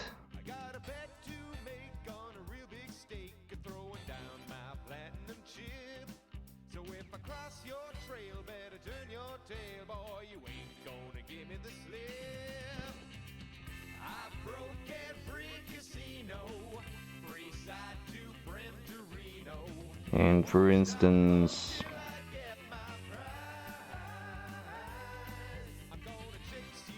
yeah, although I have names for teams that I don't have miniatures for, and yet I don't have names for miniatures that I do have. For instance, I'm running into a really big problem with the orcs. I'm really having trouble thinking about something. Yeah. But I do have a full functioning Amazon theme. And chaos theme. And yeah, no, that's it. Yeah, but I want to give them a theme, so because I'll be making them as cyborgs. And I want to figure out a way to introduce that into the naming. I was considering to get them... the initial plan was to make them steampunk, and so they would have aristocratic names. So the really long, heavy-sounding English names like Archibald or something like that. For the first part, but for the second part, I can't figure out what to add. But I'll think of something. I haven't even started building the team, so it's not something that's pressuring me right now. It's just that whenever I think about the team and the project as a whole, not having a name is just half a page of background story. Oh, that's also a good idea. Yeah.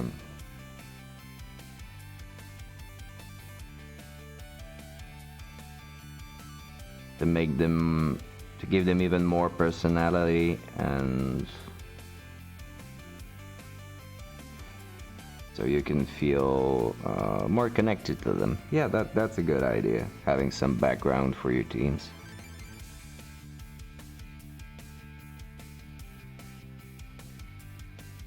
I see that employed very often when 40k characters make their own homebrew chapters of Space Marines.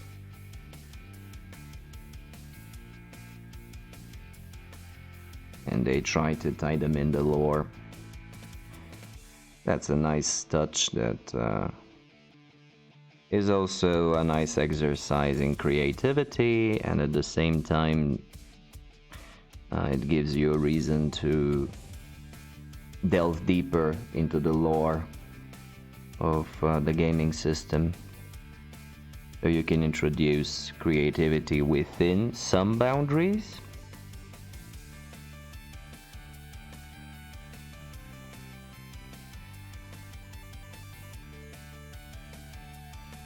I have considered having very short background concepts for the goofier looking teams that I'll have to make sense, such as the already mentioned cyborgs, because they don't make much sense in this universe.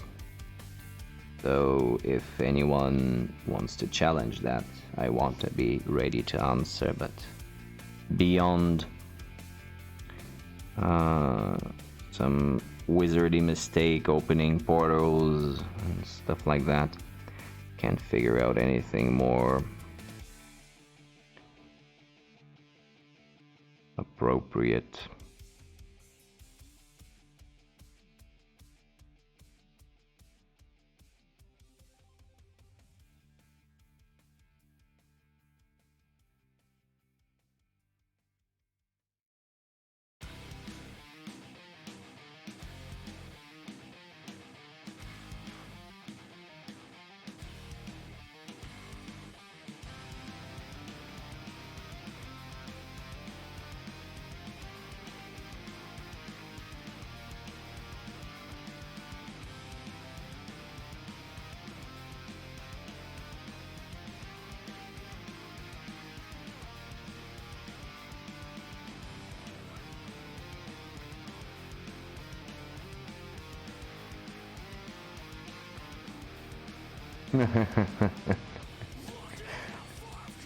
Yeah, that's good.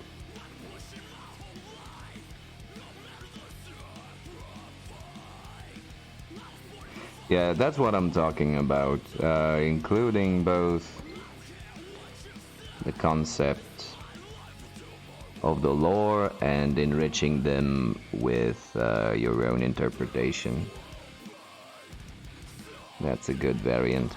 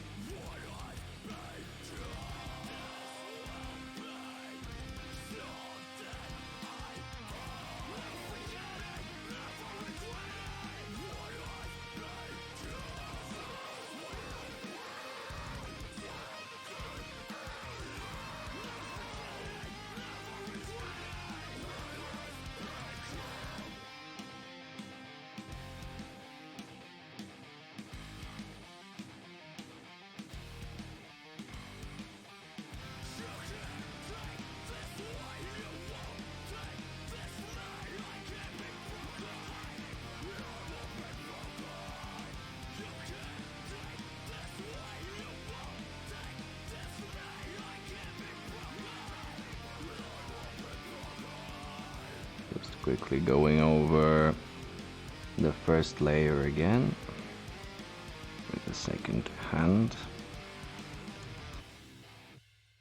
This will require a third one because I went way too thin on the first one.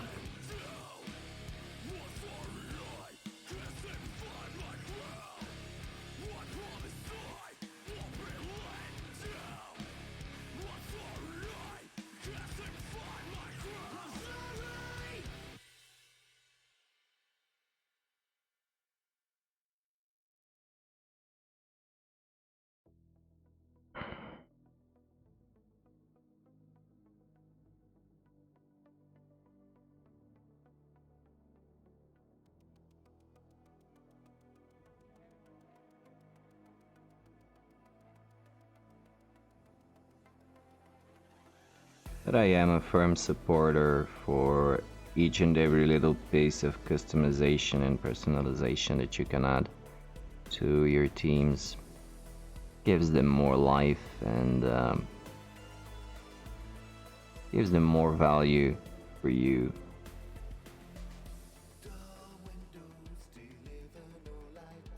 And as we spoke on the previous stream about the importance of the personal value that you have in your models, in your collection.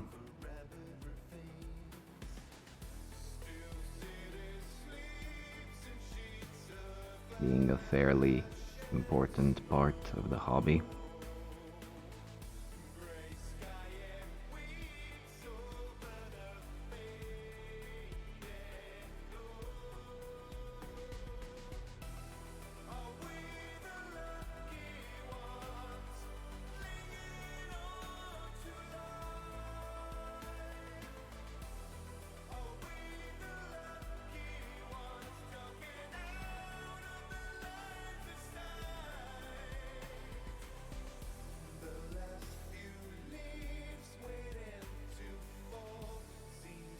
Yeah,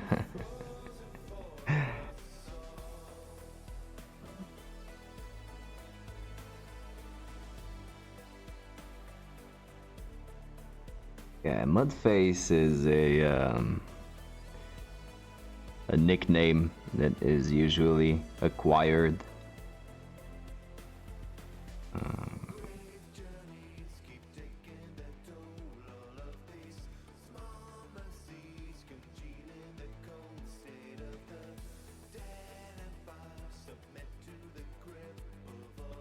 This is why I am really angry that you can't modify names of the players after you buy them. Because it would make sense that you buy the player, and after you see his development and its overall performance, you can then think of nicknames that you can give them, like Butterfingers or Killer or something along those lines, which you can't really predict before buying the player.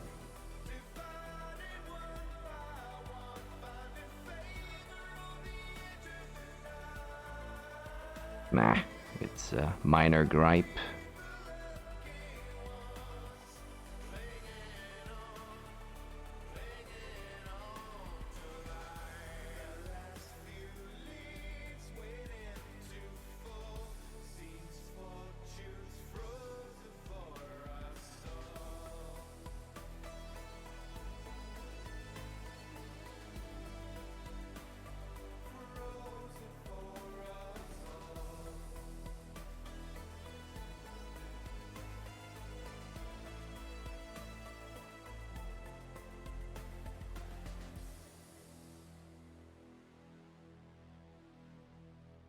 Hey, it's Anif. How are you? Happy Friday.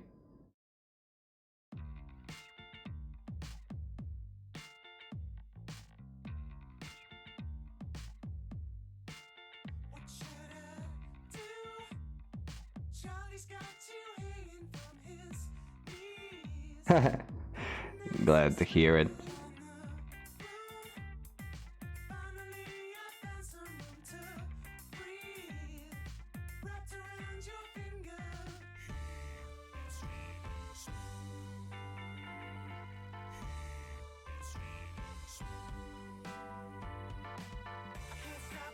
Oh, how did it turn out?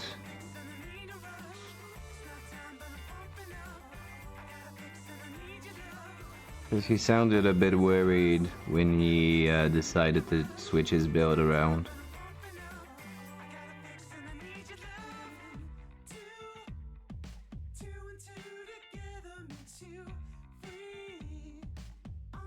Well, yeah, but I think if it's...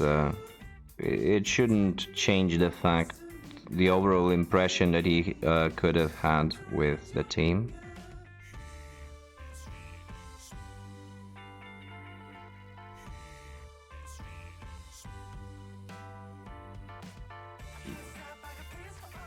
Yeah, he is using Zug, but he had some issues with the players that had access to strength skills, so the blockers. He wanted to have more guard in his team, I think.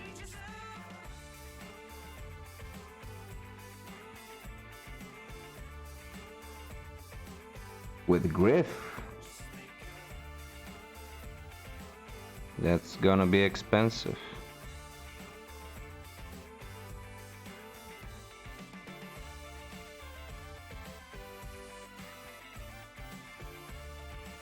That'll leave him a fairly bare bones team. But still, Griff is essentially a one-man team, so it may be worth it. I'm certainly happy that he tries to use a star player in his team, because it's not something that gets done fairly often, and I personally really like the star players. So being able to see that is a pretty good opportunity. Just stretch my legs for a second.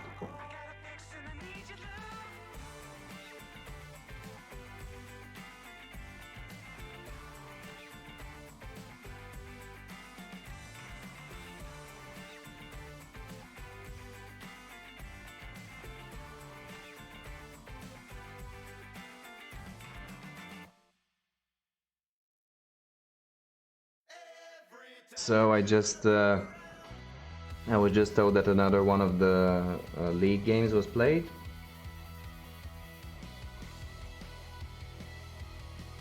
And the Rookie Chaos beat the second season Orcs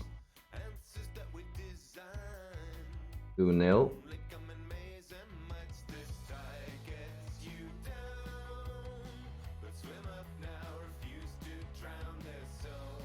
Yeah, don't know what happened, but yeah, unnecessarily so, obviously.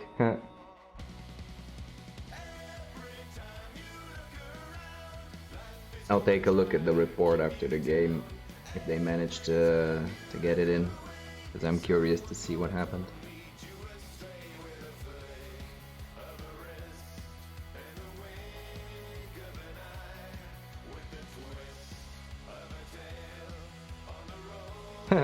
I don't know if he took him.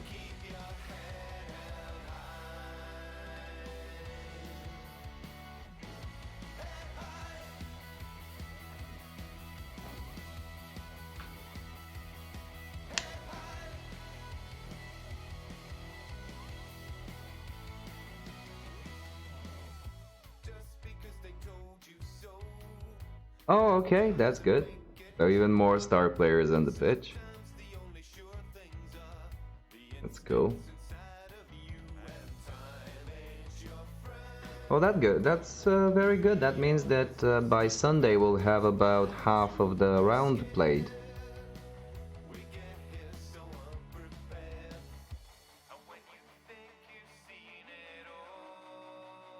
Oh, and the troll is included. Nice. So a bloody game it was.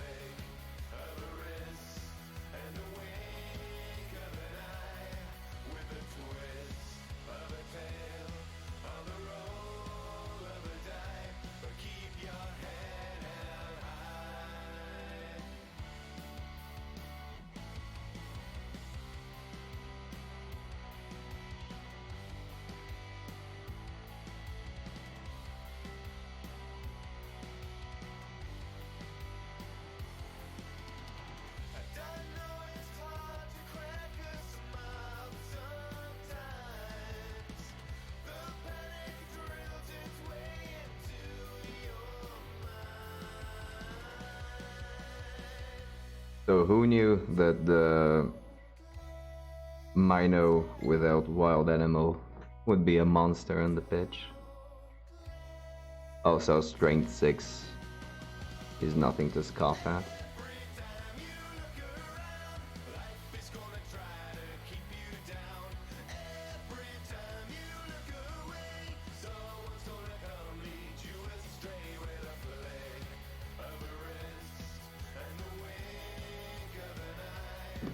Yeah.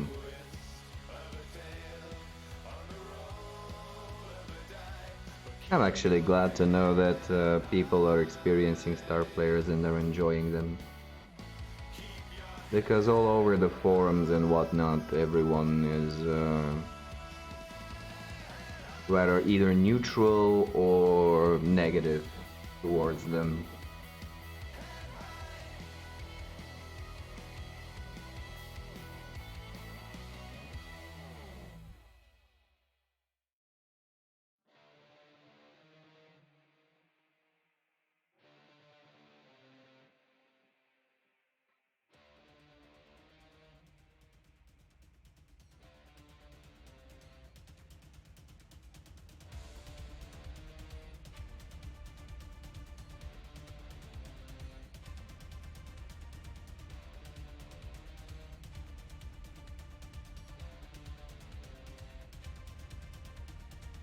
Oh yeah, I fear there may be something like that brewing. But I am giving him 300k in inducements.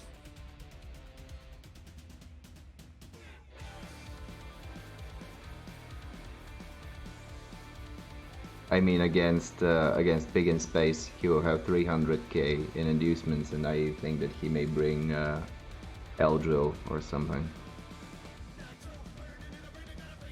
And Ripper, yeah, that's a given.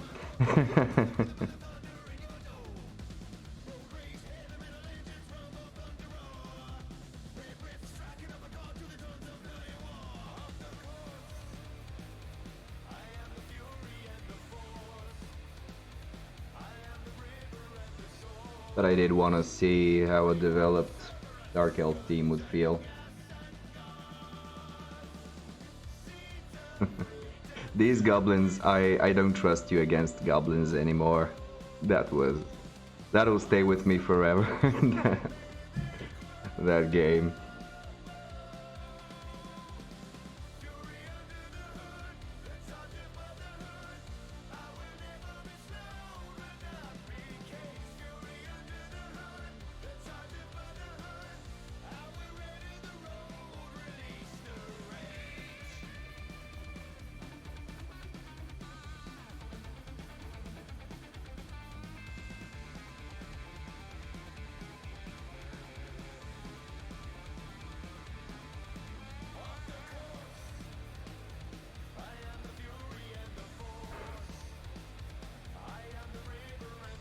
So yeah, we'll see.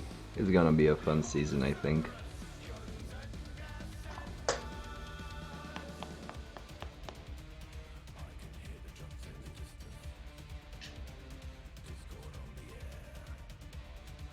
Hopefully we'll keep up the pace, but that's not something we can predict from now.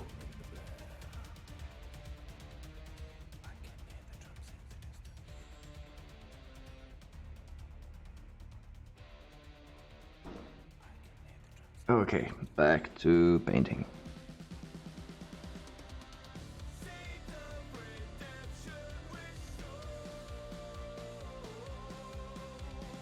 I would like to at least get the non-metallic parts painted today. And start some work on the touch-ups before going into the metallics.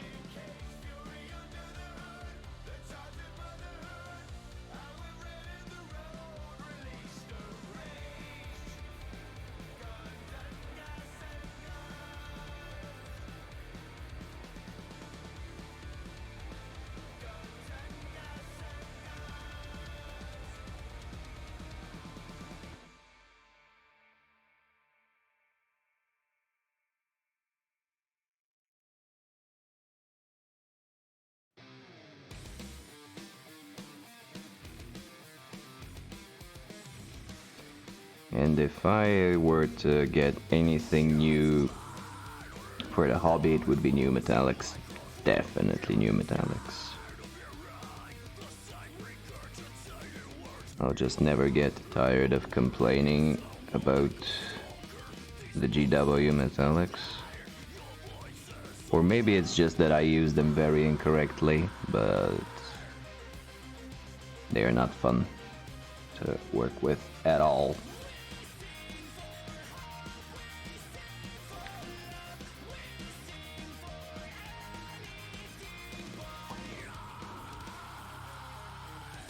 Unless maybe you need to paint a huge surface when you can essentially allow yourself to go thicker.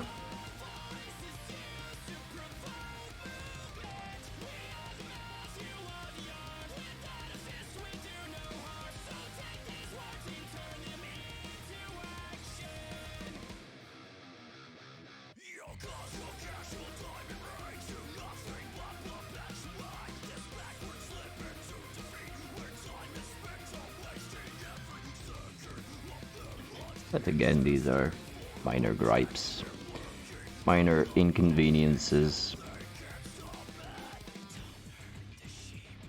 to overcome.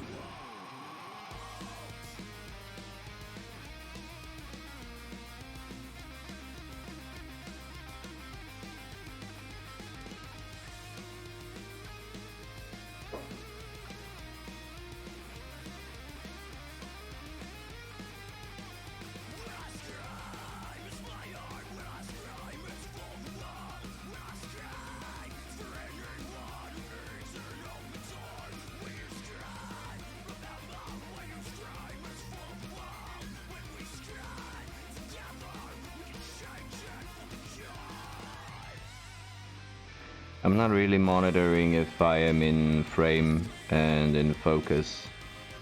I've gotten a bit distracted, so let me know if I'm going out too much.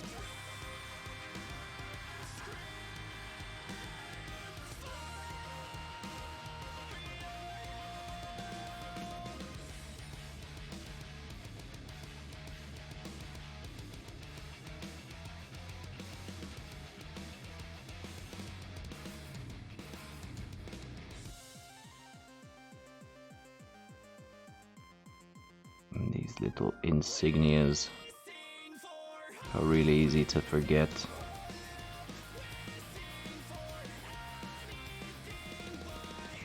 Put paint on.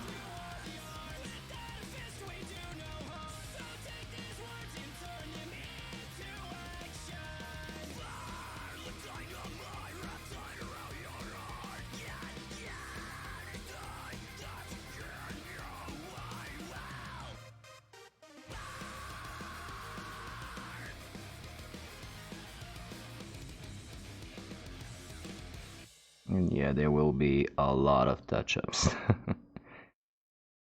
I'm painting very sloppily, but oh well.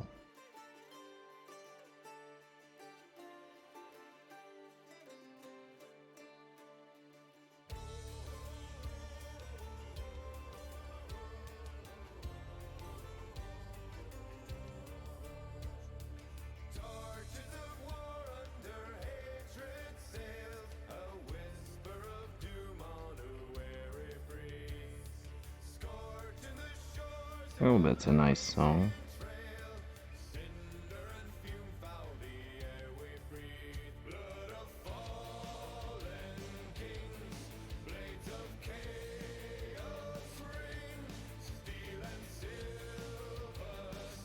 Very epic.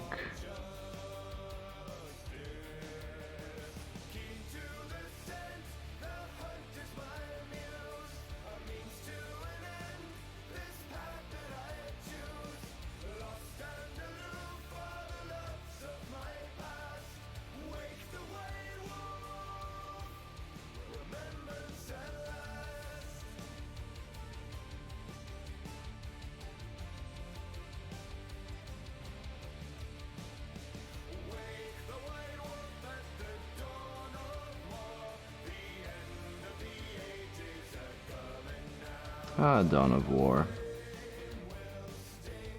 Naturally, when I hear that, I immediately associate it with the 40K RDS games.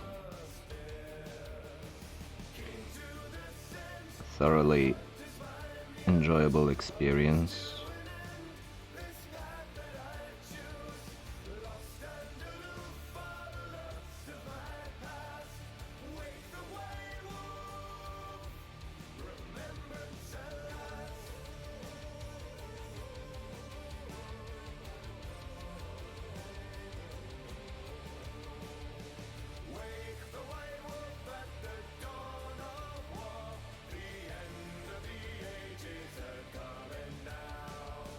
Okay.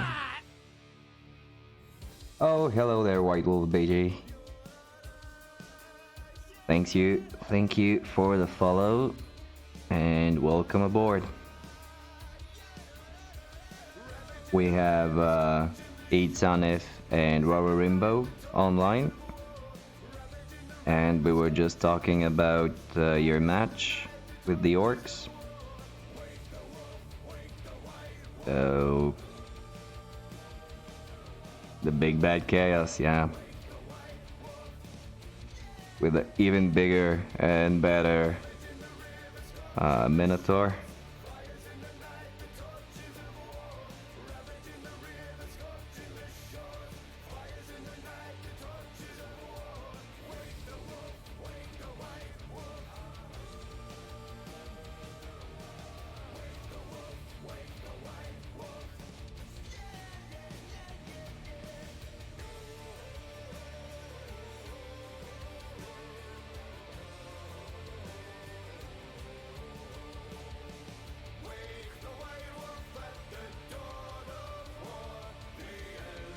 So we are moving on pretty well with the tabletop league, I think.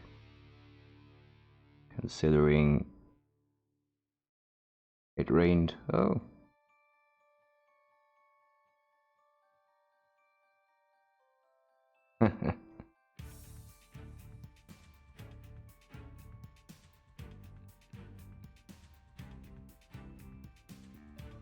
We don't often get weather conditions different than nice in these games, so it's probably a good bit of diversity to have a raining game, although neither of the team are particularly equipped to handle pickup penalties.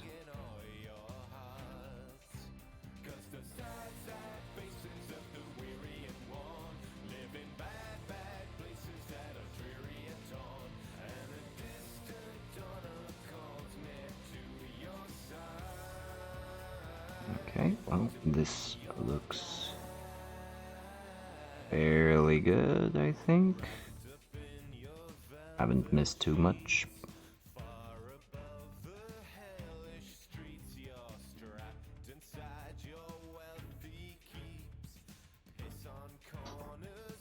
Well, they are more or less.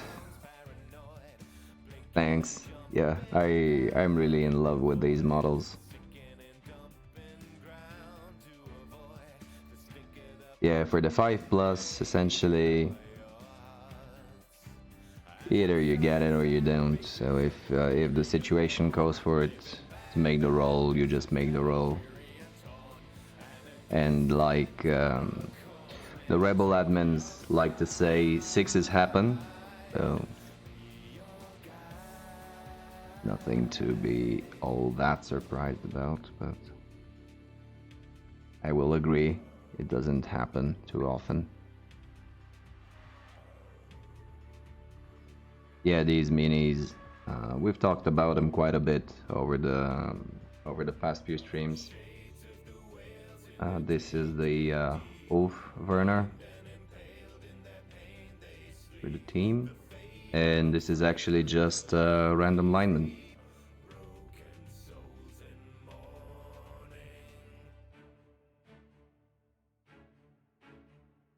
Oh, is he going to write him? Oh, yeah, he brings in quite a bit of creativeness when writing the. He does, yeah. That's what Roro Rimbo said as well. He's very Colin-like. Yeah, yeah. But yeah, Richard does very much embellish the reports. It's gonna be fun to give it a read through.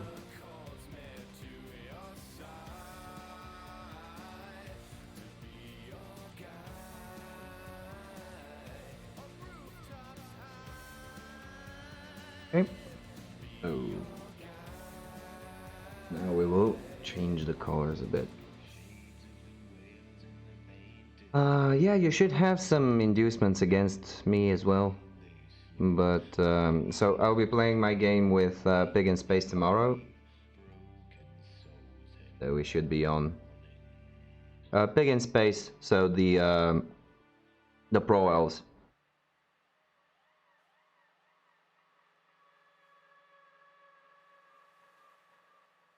Yeah, yeah. Thank you.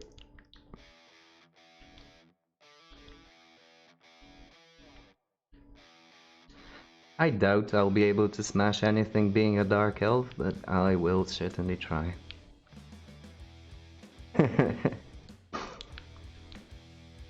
Well, you did bring the right tools to the table, from what I hear.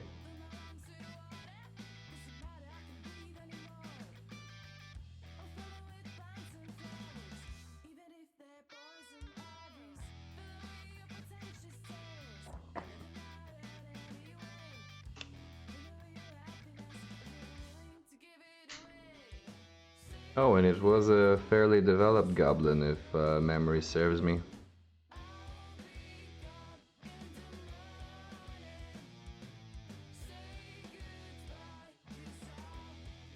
Yeah, well,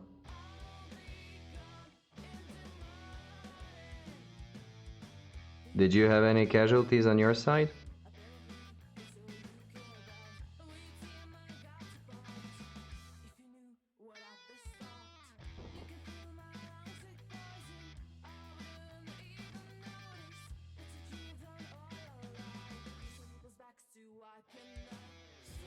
Definitely a bloody game, yeah.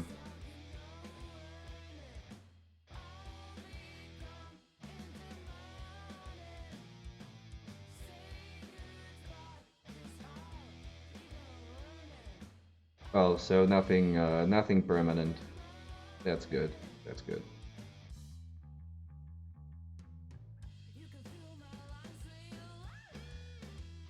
Good, good.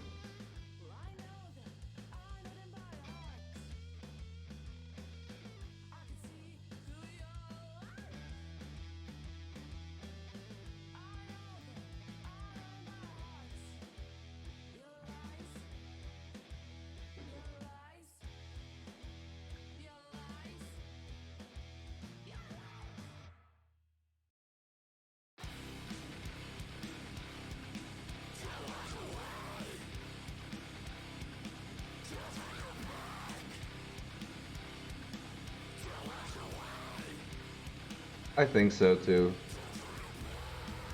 There are some very fun teams involved.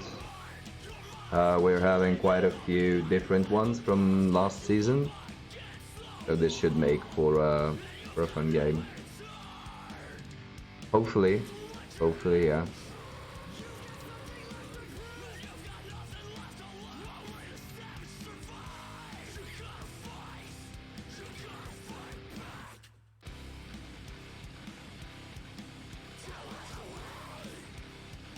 Yeah, I remember.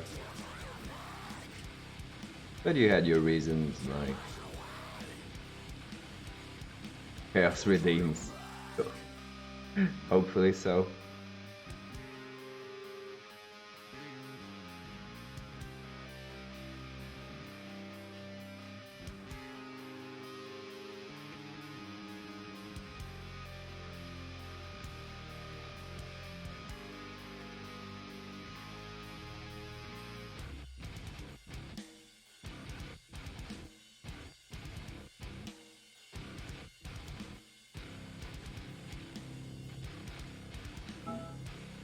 Well, are the Norse chaotically inclined?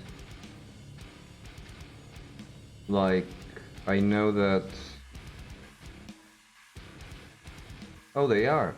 I remember that in the fantasy battles, it was the Nordic team, the Nordic races that were the Chaos ones. Yeah, yeah, yeah. But it's not really represented in Blood Bowl. Or at least it doesn't feel that way. But I guess so, yeah.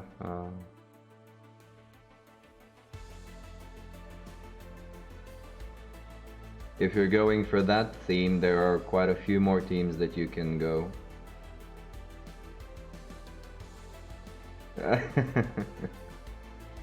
Yeah, yeah.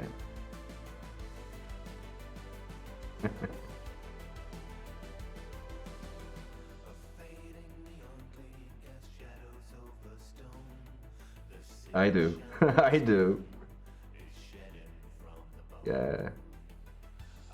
The statistics, they don't lie in that regard.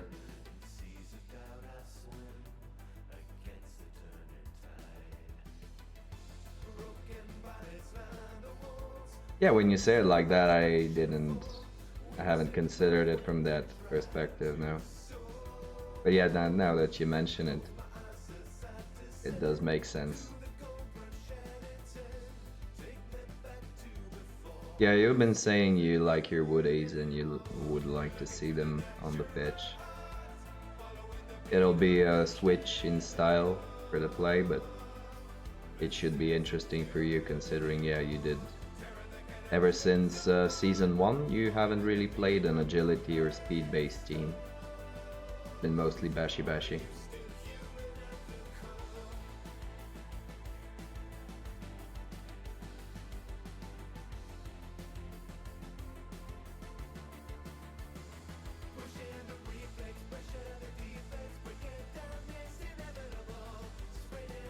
But for now, I suppose you should just focus on the chaos and see how you build them up. Did you get any development from the game? Did someone manage to level up?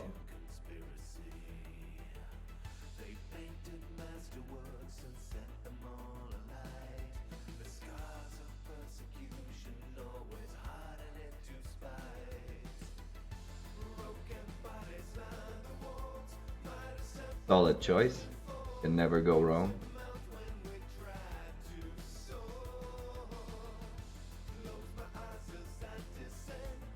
Yeah, most likely.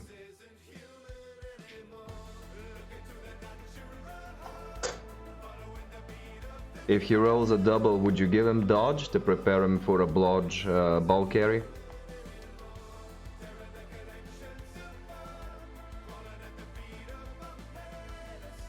No.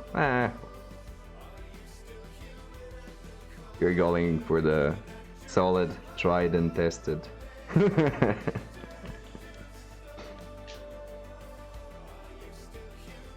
Yeah, well, I am being a dark elf. I do have 3 players with blodge, so I suppose I wear my weakness on my sleeve then.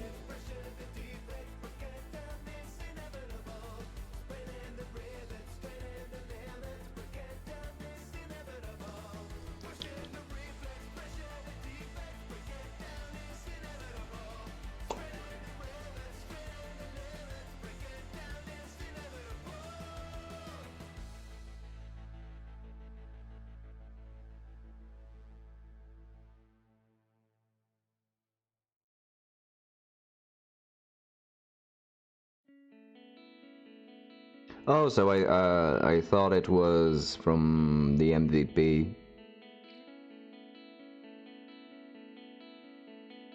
So he actually earned those during the game. That's good.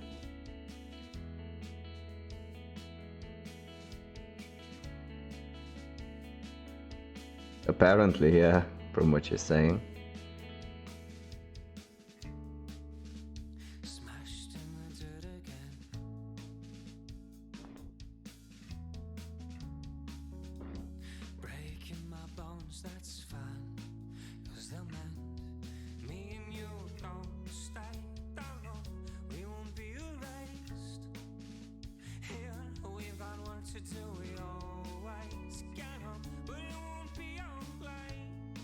Coco.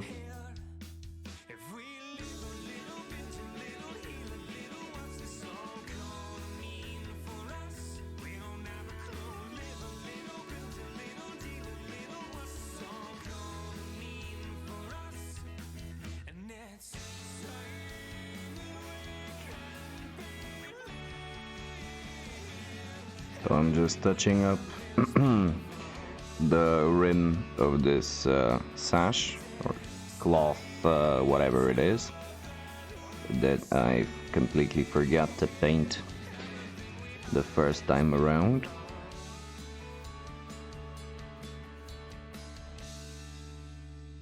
Because it kind of makes me angry looking at it, reminding me of what I missed.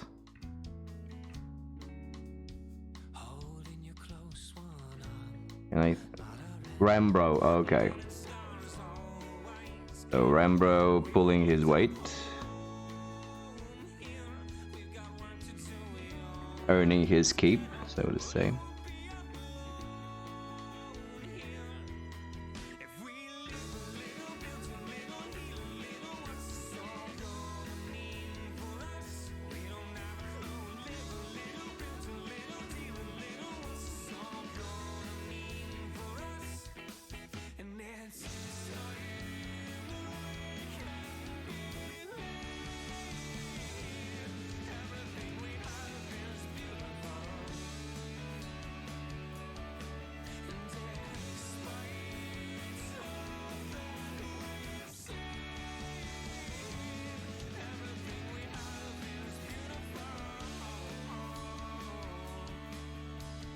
Probably. probably. Unless I manage to paint another team by that time, I'll probably go with the Norse for some diversity, because I'm getting a bit sick of humans. And I will be retiring the Dark Elves after this season, probably. Because they're already quite bloaty, and by the end of the season, unless they get annihilated,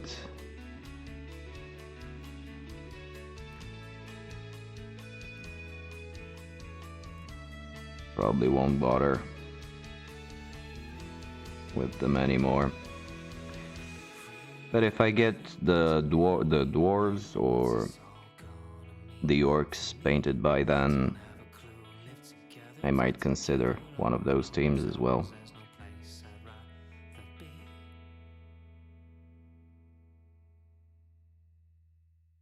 But if I don't, probably be the Norse.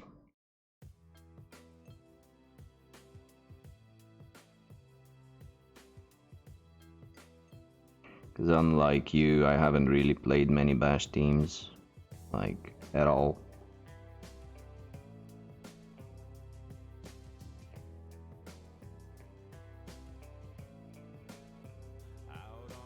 I've been avoiding them for whatever reason.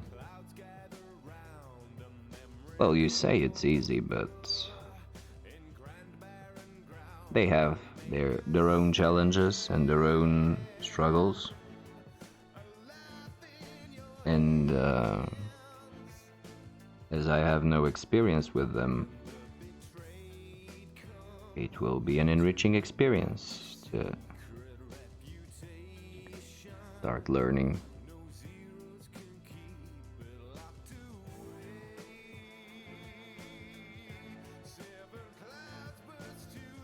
Oh, you say that because you're used to it. It takes time to decide how and what to use.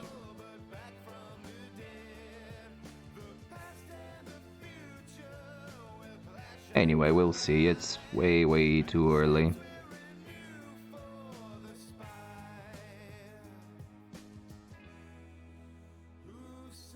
We are still in the beginning of this season, so I will focus on that.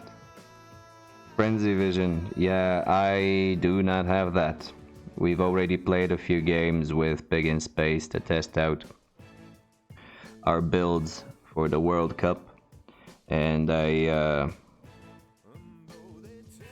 don't exactly get frenzy trapped, but I definitely don't use it as efficiently as I could. Especially when it comes to surfing.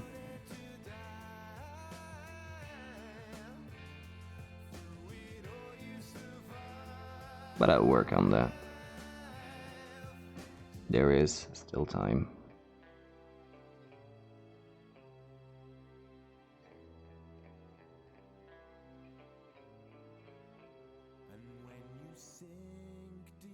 I'm just touching up my paint spills. I already have the gray laid out. Just correcting some mistakes.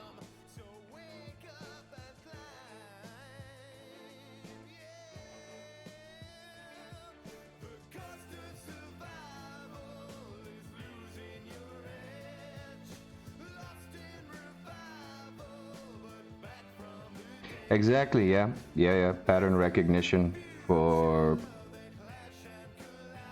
almost all cases, not just for the Norse.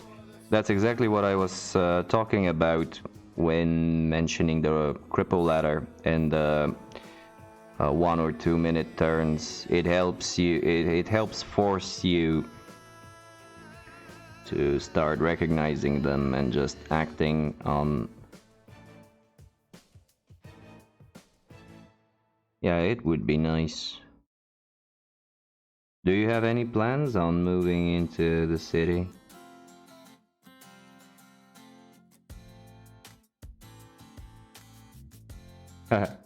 If you like to join Rebel, currently being in the off-season period, there is an open ladder with Cripple Cup rules. So you can join there. And it'll be a few weeks, so you can spin, play some Cripple Cup games.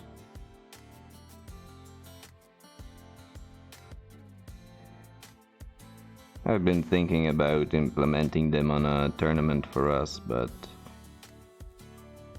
it kind of requires more games to be played in order for it to actually get fun. And I don't think we can fit that in a one-day format without getting really exhausted.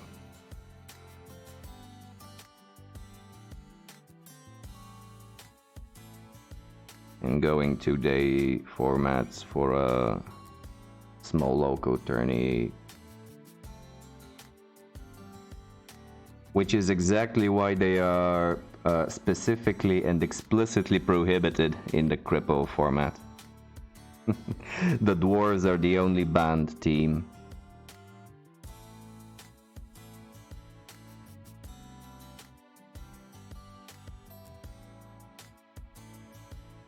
Yeah, well, otherwise you realize that everyone will be bringing dwarves.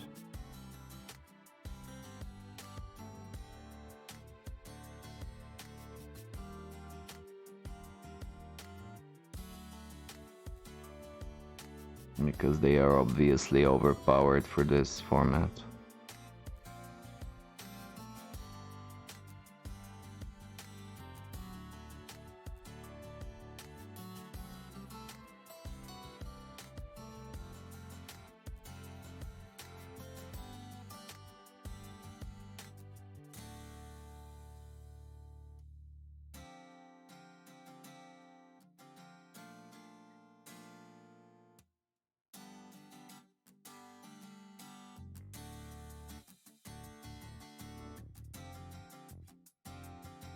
So yeah, sadly, no dwarves.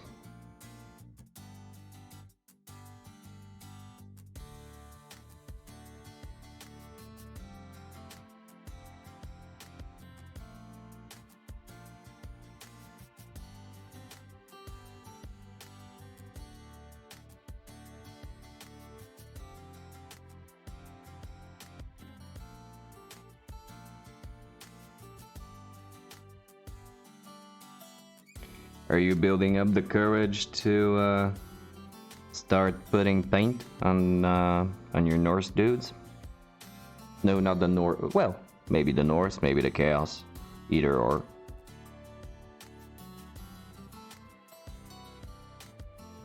Or will you keep them pure metal as they are? Yeah, I'm not gonna argue that, I suppose. In that case, would you prime... Yeah, would you prime the Chaos? If you still have the spray can with the primer, just to get them all browned up.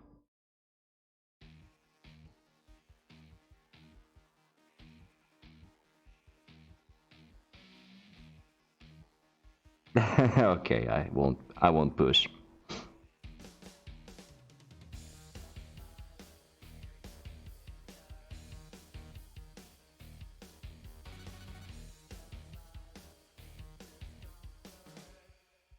Yeah, I mean, just to yeah.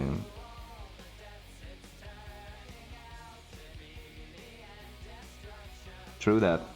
Also, I suppose Rowarimbo has already seen them, but Grebo does this cool thing called Grebenite ink. Oh no, not right now. The Grebenite ink that goes over the metallic right away, and it makes them look like expensive chess pieces. It's a really nice touch. I don't know if you can actually order any. Basically a wash, yeah, but I don't know if you were to put null oil over unprimed metal team, do you think you'd get similar results?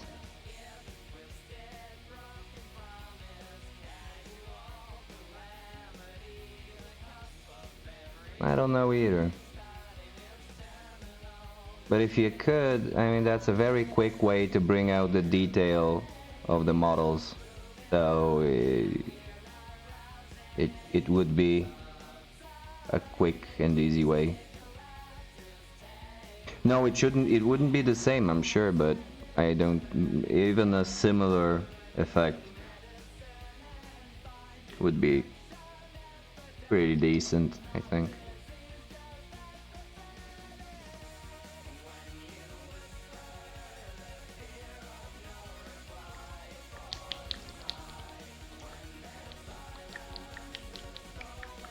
Yeah. Alternatively, if you have a metallic primer, because I know that there are things like that. Yeah, it wouldn't catch, would it?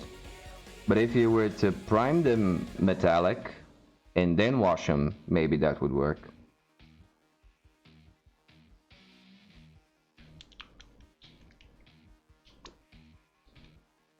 I think GW had a metallic primer. A lead belcher level metallic. I'm considering options, quick options for White Wolves things. So yeah, it's actually should be directed to White Wolf to consider.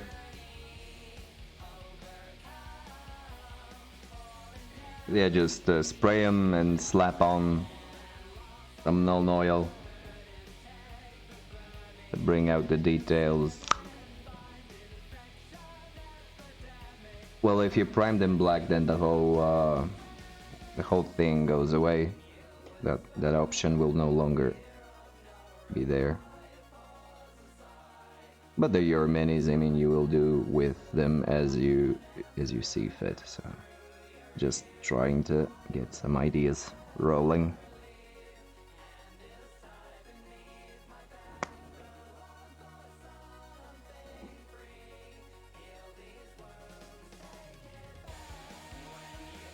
And for what comes next, I'll actually use a smaller brush. As I'll paint in some claws.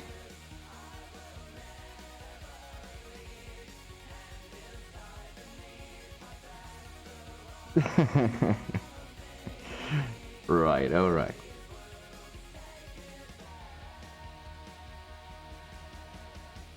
Fair enough.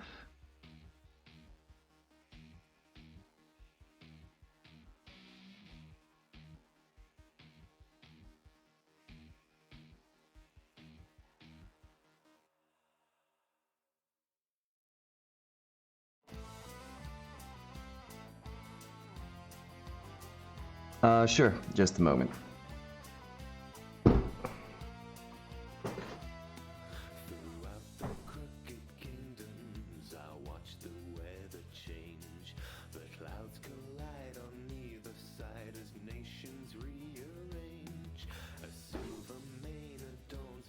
There he is.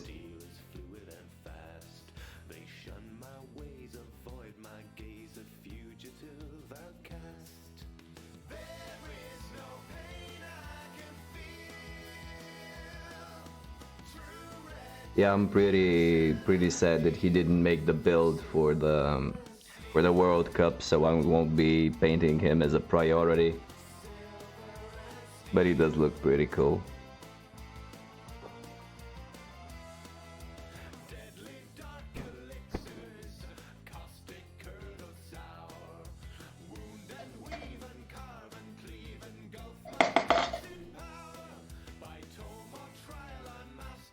The hairy troll. We've already discussed it today, So, 2 wolves, 2 berserkers, 1 runner, 1 thrower, and lineman with 1 lineman in reserve. And I am only taking the thrower because I have the extra cash.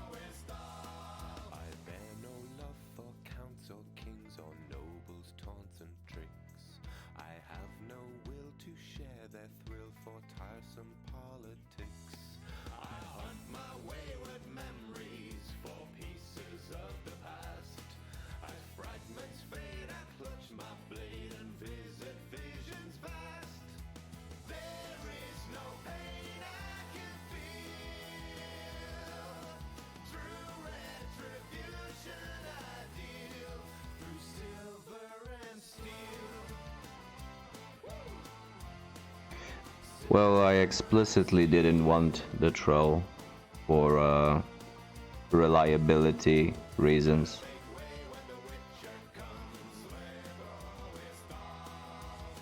And the money that I saved from the troll allowed me an apothecary and an extra reroll, so I consider these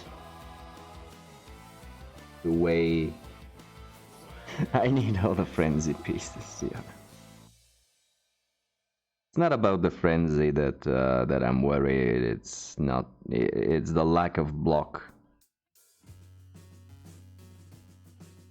Because the wolves I can kit out with skills from the skill pack.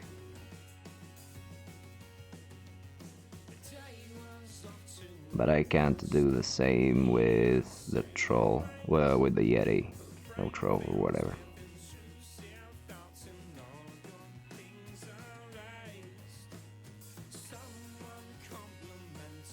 If he passes his roll, he may be smashed in return by not having block and starting to roll skulls. Also, I will probably be playing against very experienced players, coaches, so they will probably isolate him with linemen, and I'll have to keep punching the same lineman until I kill him, which will either happen or it won't.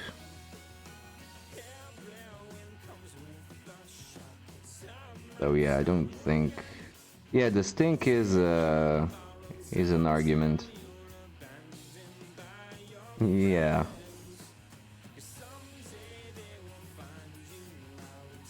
I think I'll go without him this time, but I'll definitely use him in the league if I go Norse for the next season. Well, today it was a Minotaur.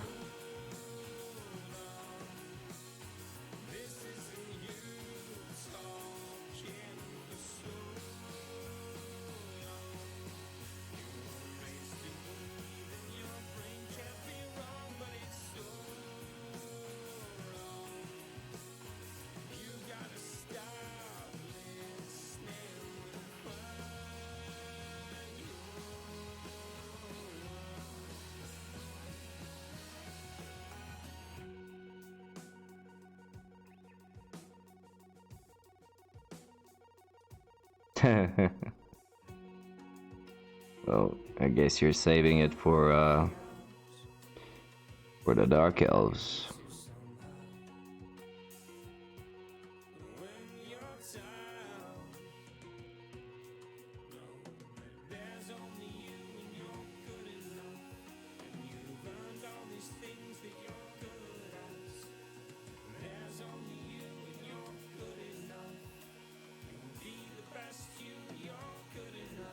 You still have a decent bit of inducements against me, unless Pig in Space destroys my team. But you should have a good, I don't know, 200,000.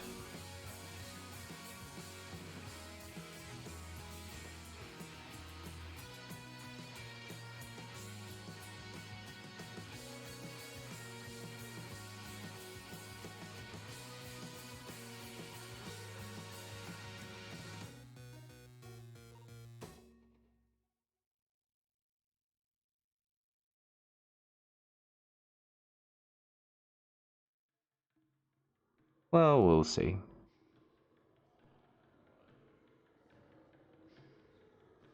It's too early to say.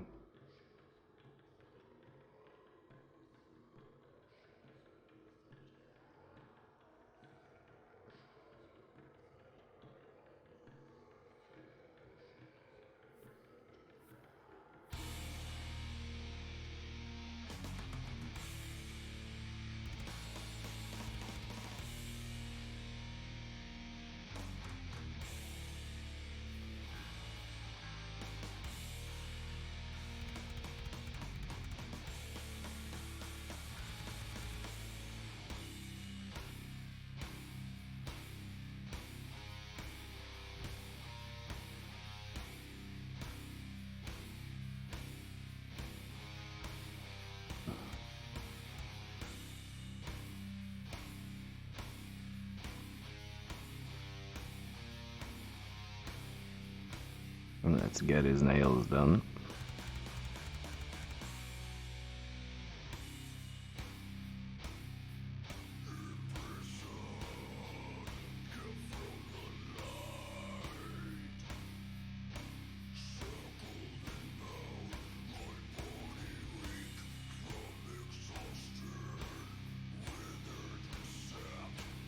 You will. Did you see which round you'll be playing against them?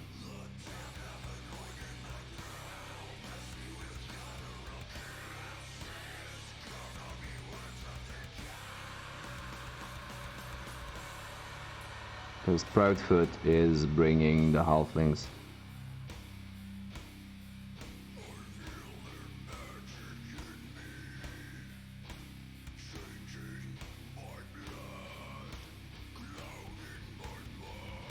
Oh, and anyway, you will get your chance.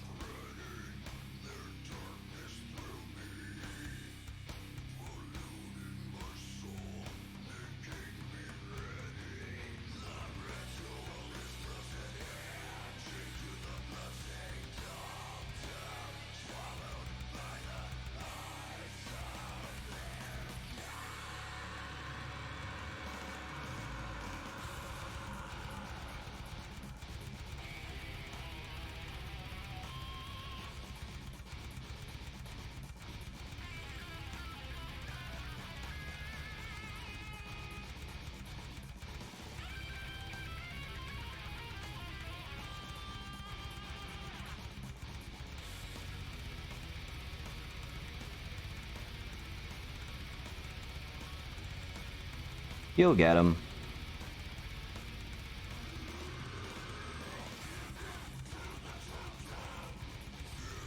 Worst case, you can always just go for the sure hands.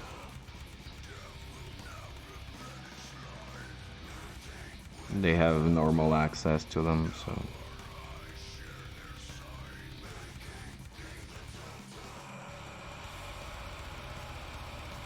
Yeah.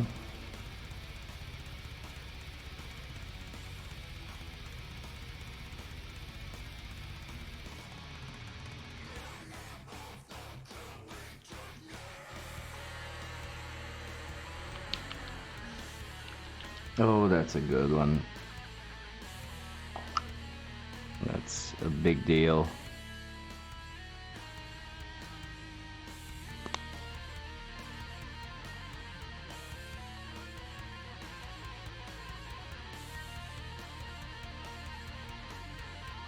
Yeah, it's like a small minotaur.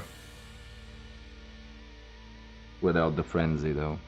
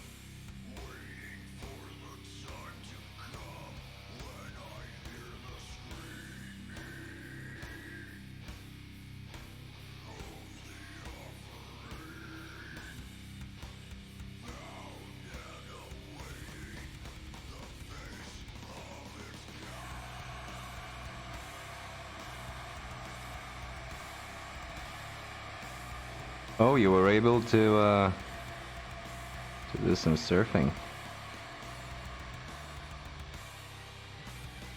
Without frenzy. Or with frenzy with the Mino. Who was the master surfer? Yeah, the Mino.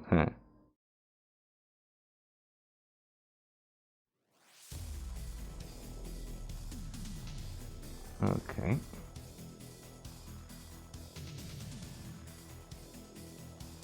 So I'll just get this guy's medallion done.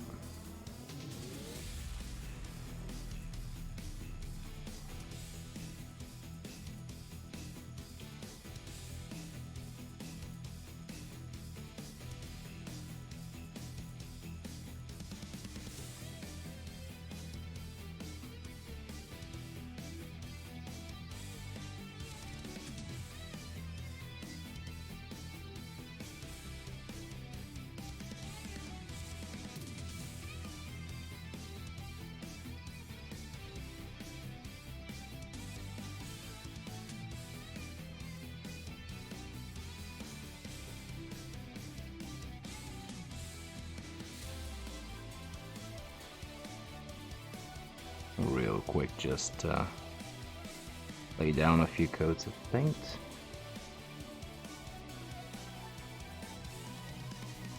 Then I'll have one more cigarette and I think I will be done for today.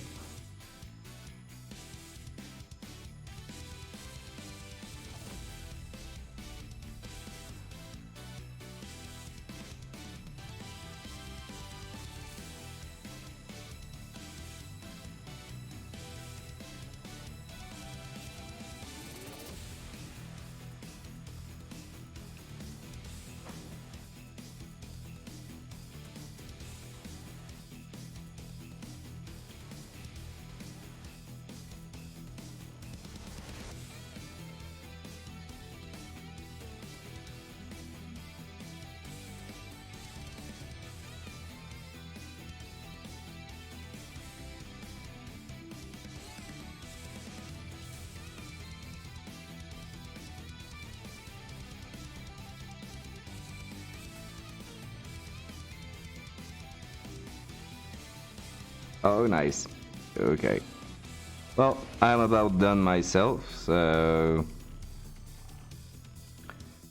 yeah, I'll just have one more cigarette, have a bit of a chat. Who's left? We will be moving onward into the weekend.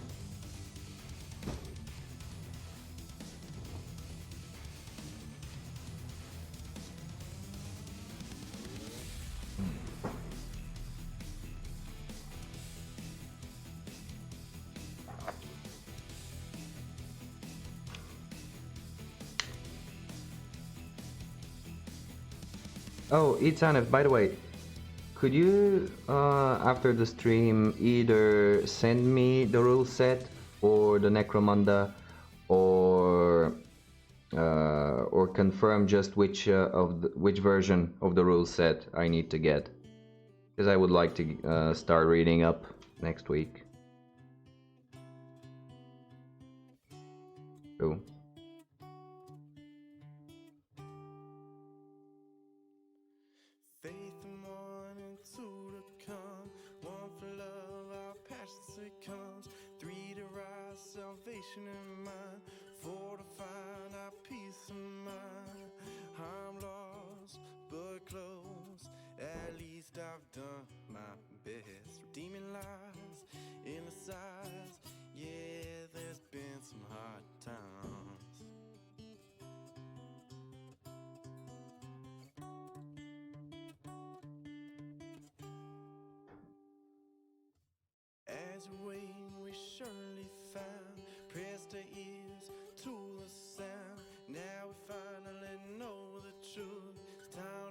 Great, awesome.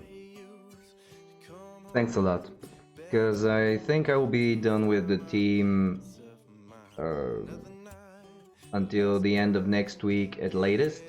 so we can get to so we can get together and start on the terrain. But I would like to have a head start just to get to know the rules a little bit and start seeing the basics.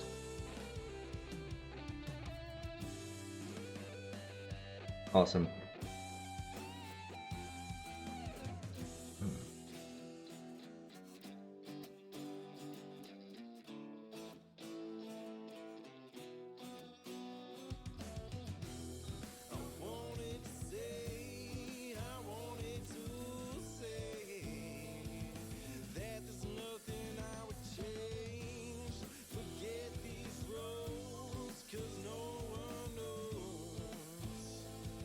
Thanks, Royal Rainbow. Thanks again for joining. Have a lovely weekend ahead. Thanks. Catch you later. Have a fun one.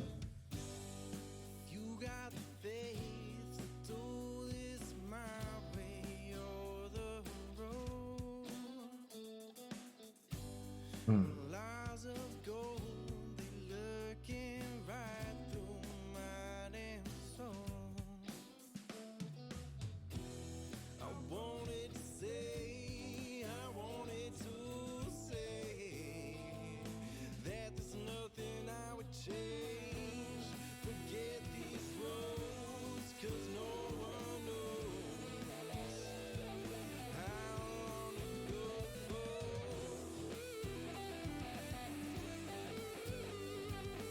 Yeah.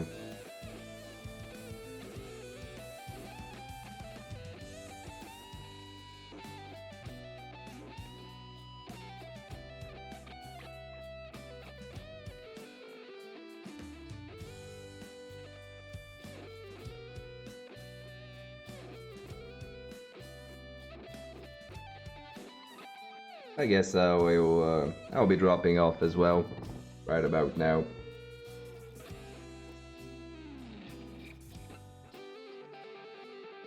Thanks all for coming along. It was fun. We had a nice chat, and I did manage to get some work done in the meanwhile. So I would call this a productive stream. So as Roro Rimbo said, have a nice weekend, everyone. And I might do a stream tomorrow evening, but I'm not super sure yet. Anyway, I'll notify everyone in advance. And until then, love what you do what you love, and have a lovely evening. Bye now. Cheers. Bye bye.